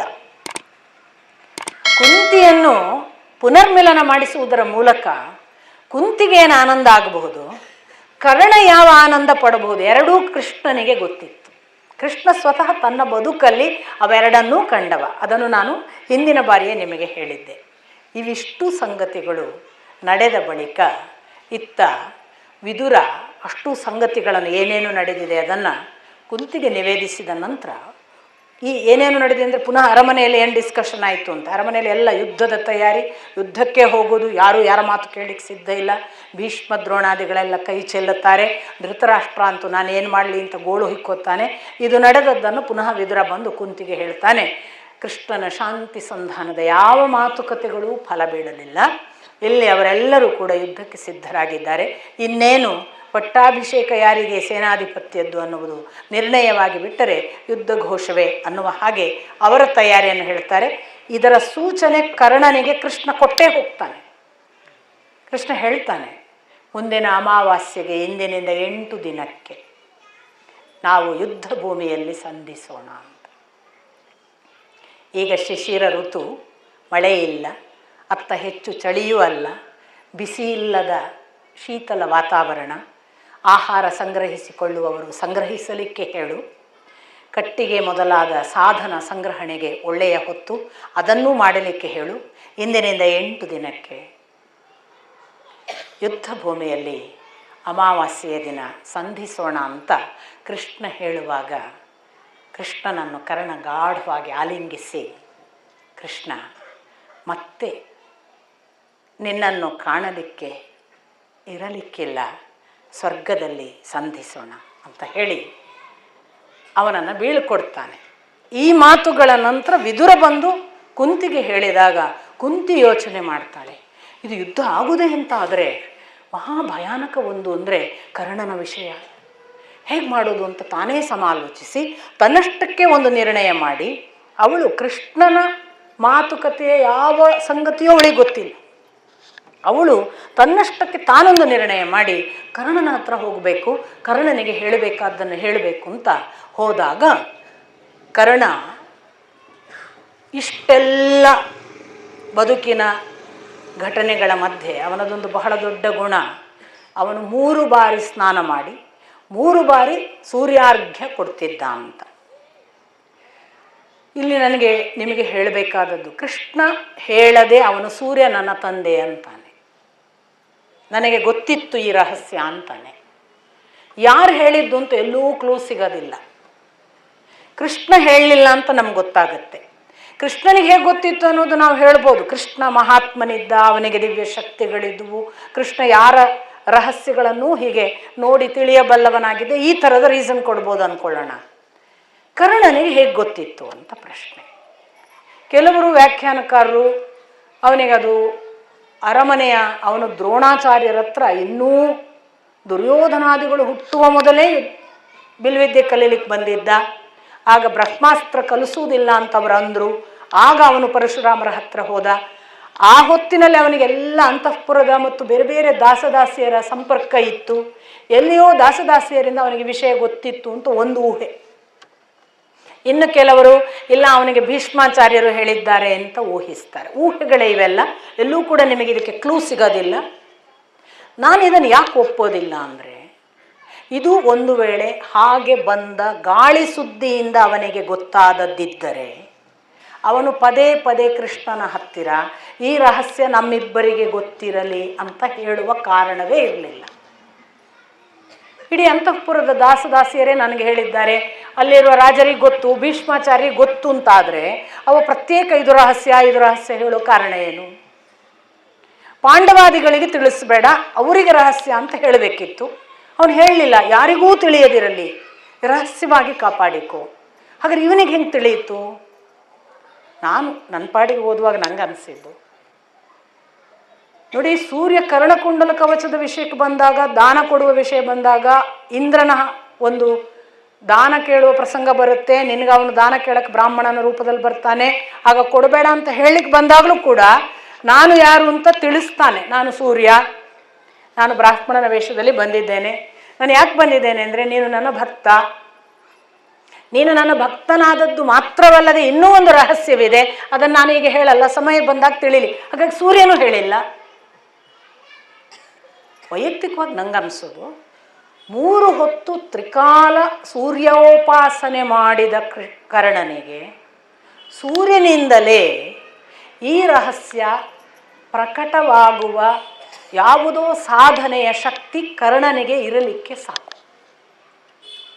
ಇಲ್ಲದೆ ಯಾಕೆ ಇದಕ್ಕೊಂದು ನನಗೆ ಸಮರ್ಥನೆ ಯಾಕೆ ಅಂದರೆ, ನೋಡಿ, ಅವನು ಬರೇ ಅದೊಂದೇ ಹೇಳಲಿಲ್ಲ, ಅವನಿಗೆ ದಿವ್ಯ ದೃಷ್ಟಿಯಂತಹ ಕೆಲವು ಶಕ್ತಿಗಳು ಸಾಧಿತವಾಗಿದೆ ಅನ್ನೋದಕ್ಕೆ ಯುದ್ಧದಲ್ಲಿ ಯಾರ್ಯಾರನ್ನು ಕೊಲ್ತಾರೆ ಅಂತಲೂ ಹೇಳಿದ. ಅಷ್ಟರವರೆಗೆ ಯಾರು ಹೇಳಿದ್ದಿಲ್ಲ ಅದನ್ನು. ಖಚಿತವಾಗಿ ಇಂತಿಂಥವ್ರನ್ನು ಕೊಲ್ತಾರೆ ಅಂತ ಲಿಸ್ಟ್ ಮಾಡ್ತಾನೆ. ಅದು ಯಾರ ಮುಂದೆ? ಕೃಷ್ಣನ ಮುಂದೆ. ಕೃಷ್ಣ ಹೌದು ಅಂತ, ನೀನು ಹೇಳಿದ ಮಾತು ಸತ್ಯ ಅಂತ ಕೂಡ ಅದನ್ನು ಪ್ರೂವ್ ಮಾಡ್ತಾನೆ, ಹೌದು ಅಂತ ಒಪ್ಪುತ್ತಾನೆ. ಕೃಷ್ಣನ ಮುಂದೆ ಕರ್ಣ ನನ್ನ ಜನ್ಮ ರಹಸ್ಯ ಗೊತ್ತದ್ದೇ ನನಗೆ ಅಂತ ಹೇಳೋದು ಒಂದು ಭಾಗ. ಆಗ ಕೃಷ್ಣ ಕೇಳಲಿಲ್ಲ ನಿನಗೆ ಎಲ್ಲಿಂದ ಗೊತ್ತಾದದ್ದು ಅಂತ. ಆಮೇಲೆ ನಿನಗೆ ಗೊತ್ತಿರುವುದು ಸತ್ಯ ಅಂತ ಹೇಳ್ತಾನೆ ಯಾವ ಮುಂದಿನ ಭಾಗವನ್ನು. ಇದೆಲ್ಲ ನೋಡಿದರೆ ಕರ್ಣನಲ್ಲಿ ಯಾವುದೋ ಒಂದು ಸೂರ್ಯೋಪಾಸನೆಯ ತಪಸ್ಸಿನ ಪ್ರಭಾವದಿಂದಲೋ ಏನೋ ಒಂದು ಶಕ್ತಿ ಇದ್ದಿರಬಹುದು. ಯಾಕಿರಬಾರ್ದು? ಕರ್ಣನಿಗೆ ಅನೇಕ ಸಾಧ್ಯತೆಗಳಿತ್ತು. ಅವನು ಬೇರೆ ಬೇರೆ ಸಾಧ್ಯತೆಗಳ ಕಡೆ ಹೋಗಲಾಗದ ಹಾಗೆ ಏನು ಅನಾಹುತ ಆಯಿತು ಅದನ್ನು ಅವನು ಹೇಳ್ತಾನೆ, ಅದು ಬೇರೆ ಮಾತು. ಆದರೆ ಕರ್ಣನಲ್ಲಿ ಈ ಒಂದು ಪಾಸಿಬಿಲಿಟಿ ಇದೆ ಅನ್ನುವುದಕ್ಕೆ ಅವನ ವ್ಯಕ್ತಿತ್ವದ ಬೇರೆ ಅನೇಕ ಸದ್ಗುಣಗಳು ನೋಡಿ. ಒಂದು, ಎಂಥ ಪಶ್ಚಾತ್ತಾಪ ಪಟ್ಟ ಕರ್ಣ ಕೃಷ್ಣನ ಮುಂದೆ, ನಾನು ಆಡಬಾರದ ಮಾತು ಆಡಿದ್ದೇನೆ ಅಂತ. ಎರಡನೇದ್ದು ನೋಡಿ, ಅವನು ಕೇಳಿಕೊಂಡದ್ದು ದುರ್ಯೋಧನನ ಅನುವರ್ತಿಗಳಾದ ಸಕಲ ರಾಜರುಗಳಿಗೂ ಕೂಡ ಅವರ ಇಷ್ಟಾರ್ಥ ಪ್ರಾಪ್ತಿ, ಸ್ವರ್ಗ ಪ್ರಾಪ್ತಿ ಯೋಧನಿಗೆ ಅದನ್ನು ಕರುಣಿಸುವಂತ ಪ್ರಾರ್ಥಿಸಿಕೊಂಡ. ತಥಾಸ್ತು ಅಂದ. ನೆನ್ಪಿಟ್ಕೊಳ್ಳಿ, ಯುದ್ಧಾನಂತರ ಅಷ್ಟೂ ಜನ ಕೌರವರಿಗೆ ಸ್ವರ್ಗ ಪ್ರಾಪ್ತಿ ಆಗ್ತದೆ, ಪಾಂಡವರಿಗಿಲ್ಲ. ನೆನ್ಪಿಟ್ಕೊಳ್ಳಿ ಇದೆಲ್ಲ. ಎರಡನೇದು ಮಾತು ನೋಡಿ, ಅವನೇನು ಹೇಳಿದ? ನನ್ನ ಕನಸಿನಲ್ಲಿ ಯುಧಿಷ್ಠಿರ 1000 ಮೆಟ್ಟಲು ಏರಿ ಬಿಳಿಯ ಶಿರಸ್ತ್ರಾಣದ ಜೊತೆಗೆ ಉತ್ತರ ದಿಕ್ಕಿಗೆ ಹೋಗುವುದನ್ನು ನಾನು ಕಂಡೆ, ಸ್ವರ್ಗಲೋಕಕ್ಕೆ ಅಂತ. ಉಳಿದ 4ರನ್ನು ಹೇಳಲಿಲ್ಲ ಕರ್ಣ. ಅವನಿಗೆ ಕಾಣ್ತದೆ ಅನ್ನೋದಕ್ಕೆ ಇದೆಲ್ಲ ಸೂಚನೆ. ಅದನ್ನು ಹೌದು ಅಂದ ಕೃಷ್ಣ, ಅದನ್ನು ತಿದ್ದಲಿಲ್ಲ. ಅರ್ಥಾತ್ ಕರ್ಣನಿಗೆ ಯಾವುದೋ ಒಂದು ದಿವ್ಯ ಶಕ್ತಿ ಅವನ ತಪಸ್ಸಿನ ಫಲವಾಗಿ ಖಂಡಿತಕ್ಕೂ ಇದ್ದಿರಬೇಕು. ಅದರ ಕಾರಣವಾಗಿ ಅವನಿಗೆ ಅವನ ಜನ್ಮ ರಹಸ್ಯವೂ ತಿಳಿದಿರಲಿಕ್ಕೆ ಸಾಕು. ಏನೂ ಡೌಟ್ ಮಾಡಬೇಕಂತ ನನಗನ್ಸಲ್ಲ. ಕರ್ಣನ ಆಂತರಿಕ ಶಕ್ತಿಯಿಂದಲೇ ಅವದನ್ನು ತಿಳಿದ ಅಂದರೆ ಅದೇನು ಕಡಿಮೆ ಅಂತ ನನಗನ್ಸಲ್ಲ. ಕರ್ಣನಿಗೆ ಏನ್ರಿ ಹಾಗೆಲ್ಲ ಹೇಳಿಬಿಡ್ತೀರಿ, ಅವ ಒಬ್ಬ ನಾಲಾಯಕ ಅಂತಂದ್ರೆ ಹಾಗಲ್ಲ. ಪ್ರತಿ ವ್ಯಕ್ತಿ ತುಂಬ ಒಳ್ಳೆಯವನಿರ್ತಾನೆ. ಯಾವುದೋ ಪ್ರಭಾವ, ಯಾವುದೋ ದುಷ್ಟ ಸಹವಾಸ, ಯಾವುದೋ ಕೇಡು, ಯಾವುದೋ ದೈವಾನುಗ್ರಹದ ಒಂದು ಕೊರತೆ, ಮನುಷ್ಯ ಕೇಡಿಗೂ ಹೋಗ್ತಾನೆ. ಕರ್ಣ ಅಂಥ ವ್ಯಕ್ತಿತ್ವ ಅಂತ ನಾನು ಭಾವಿಸ್ತೇನೆ. ಯಾಕೆಂದರೆ ಹುಟ್ಟಿದ್ದು ಕೂಡ ಅವನು ತುಂಬ ಒಬ್ಬ ದೇವಸದೃಶ ಸೂರ್ಯನ ಮಗ ಅಂದಮೇಲೆ ಅಲ್ಲಿ ನಾವು ಹೇಳ್ತೇವಲ್ಲ, ಯಾವುದು ಬೀಜ ಸ್ವಭಾವದಿಂದ ಬಂದದ್ದು ಅಂತ, ಅದಂತೂ ಬಹಳ ಶ್ರೇಷ್ಠವಾದದ್ದೇ ಇದೆ. ಕುಂತಿ ಜೀವನದಲ್ಲಿ ಎಂಥ ಸಾತ್ವಿಕ, ಎಷ್ಟು ಸೇವೆ ಮಾಡಿದವಳು, ದುರ್ವಾಸರ ಅನುಗ್ರಹದಿಂದ ಪಡೆದಿದ್ದಾಳೆ. ಅಲ್ಲಿಯೂ ಕೂಡ ದೋಷವಾಗಲಿಕ್ಕೆ ಸಾಧ್ಯ ಇಲ್ಲ. ಎಲ್ಲಿ ದೋಷ ಆಯಿತು? ದುಷ್ಟರ ಸಹವಾಸದಲ್ಲೋ ಬೆಳೆಯುವ ಹಂತದಲ್ಲೋ ಎಲ್ಲೋ ತಪ್ಪಿದೆ ಅಷ್ಟೇ. ಹೀಗೆ ಅರ್ಘ್ಯ ಕೊಡುವ ಹೊತ್ತಿಗೆ ಸೂರ್ಯಾಭಿಮುಖವಾಗಿ ಕರ್ಣ ಇದ್ದಾನೆ ಪೂರ್ವಕ್ಕೆ, ಪಶ್ಚಿಮಕ್ಕೆ ಕುಂತಿ ಅವನು ತಿರುಗುವುದನ್ನು ಕಾಯ್ತಿದ್ದಾಳೆ. ಸೂರ್ಯಾಭಿಮುಖವಾಗಿ ಎಷ್ಟು ಹೊತ್ತು ನಿಲ್ತಿದ್ದ ಅನ್ನೋದನ್ನು ಬರೀತಾರೆ ವೇದವ್ಯಾಸರು. ಪೂರ್ವದಲ್ಲಿ ಮುಖಕ್ಕೆ ತಾಗುವ ಸೂರ್ಯಕಿರಣ ಪೃಷ್ಠಕ್ಕೆ ತಾಗುವವರೆಗೆ ನಿಲ್ತಿದ್ದ ಅಂತ. ತಿರುಗಿ ಇಲ್ಲಿ ಬರಬೇಕು ಸೂರ್ಯ, ಅಲ್ಲಿವರೆಗೆ ನಿಲ್ತಿದ್ದ ಅನ್ನೋದನ್ನು ಉಲ್ಲೇಖ ಮಾಡ್ತಾರೆ. ಸಾಮಾನ್ಯ ತಪಸ್ಸ ಇದೆಲ್ಲ. ಹಾಗಾಗಿ ಅಂಥದ್ದೊಂದು ತಪಸ್ವಿ ಹೀಗೆ ಅರ್ಘ್ಯ ಮುಗಿಸಿದ್ದಾನೆ. ಒಂದು ಕಡೆ ಕೃಷ್ಣನ ಜೊತೆಗೆ ಬಾ ಪಾಂಡವರ ಹತ್ತಿರ ಅನ್ನುವ ಮಾತು, ಬರಲ್ಲ ಅನ್ನುವ ಸತ್ಯನಿಷ್ಠುರ ನುಡಿ, ಒಳಗೊಳಗೆ ಅದರ ಕುರಿತ ವೇದನೆ ಎಲ್ಲ ಇಟ್ಟುಕೊಂಡು ಅರ್ಘ್ಯ ಮುಗಿಸಿ ಪಶ್ಚಿಮಾಭಿಮುಖವಾಗಿ ತಿರುಗುವಾಗ ಹಿಂದೆ ತಾಯಿ ಕುಂತಿ ನಿಂತಿದ್ದಾಳೆ. ಏನಾಯಿತು ನಾಳೆ ನೋಡೋಣ. ನಮಸ್ಕಾರ.